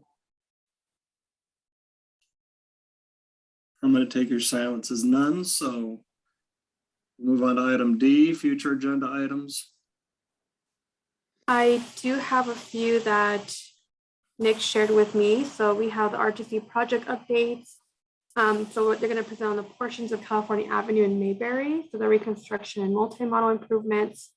We have the Sky Valley and Sky Mountain reconstruction update, West 4th Street and Woodland Avenue roundabout, and an update on the McCarran Boulevard corridor.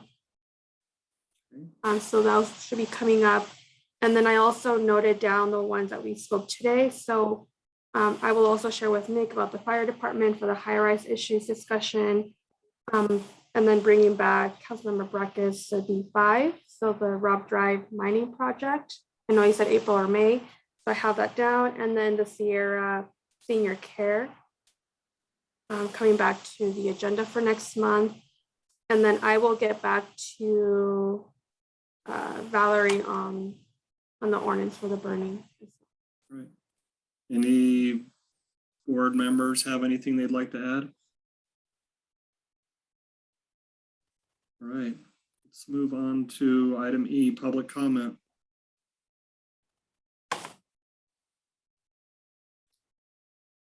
Nikhil?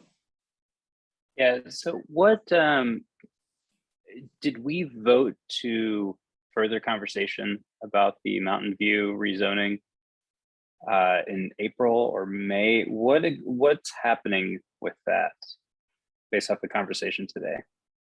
And apologies if this isn't the right forum to ask that follow-up question. I'm going to ask that it come back when I work with staff on the agenda. And does that happen? Like, do they have to come back, or can they choose to not come back?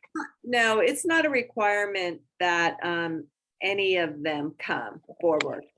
It really isn't. But the Planning Commission and the council, often asks. So if you don't come, you're kind of, not helping yourself. This one's a little unusual, but there's been some very unusual circumstances too. We have the ward boundary change, the staff planner moving away, and then the online hybrid thing going. So I hope everyone will understand and we can get that back here, that they plan to have a neighborhood meeting, and then it's going to the Planning Commission tentatively in May. So there is enough time at this point.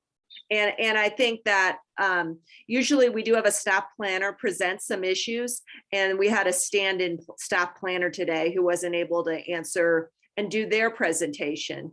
And that's something that we like on these reports, is not just to hear the pitch, but also to hear the staff planner outline it. So we missed that today, but I'll work with Noemi or Nick on the agenda. Thank you. And actually, to that last point, sorry for belaboring this topic here.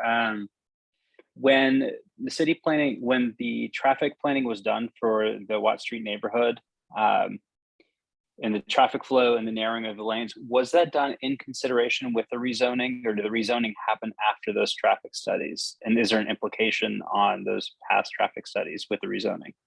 Are you talking about what So the sidewalk expansion. what John and Simpson I'm not- brought forward? It's not a narrowing. John Simpson brought forward the reconstruction of the street, I think. Yeah, right. So for example, Watt Street is gaining a larger sidewalk. Mountain View is, I don't remember if Mountain View is being turned into a one-way, but due to the fire. Yeah, that's what we're gonna have detail on. Right. And so the question I had was, did the rezoning happen after all those traffic studies had occurred? And it would be, the rezoning would potentially be invalid because it doesn't coincide with those traffic studies, or is it? No, Is that irrelevant? no. And you're talking about the rezoning that set the PUD in place in the first place? Yes. Okay, yeah. No, the PUD happened first, then this infrastructure project happened and is underway. And now they're coming through to change the PUD.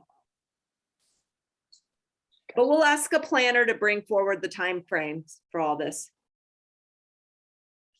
Right, any other public comment? No additional comments. So this is the record NAB meeting, as Jenny mentioned. Last month was our record, so hopefully next month we can break this through. All right, so we're to item F, and that would be adjournment. So Move moved. to adjourn. Yeah. Thank you, Noemi. We You're appreciate welcome. you standing in. Of course, happy to help. Anyone opposed? Thank you, everyone. Bye. Thank Bye. you. Bye.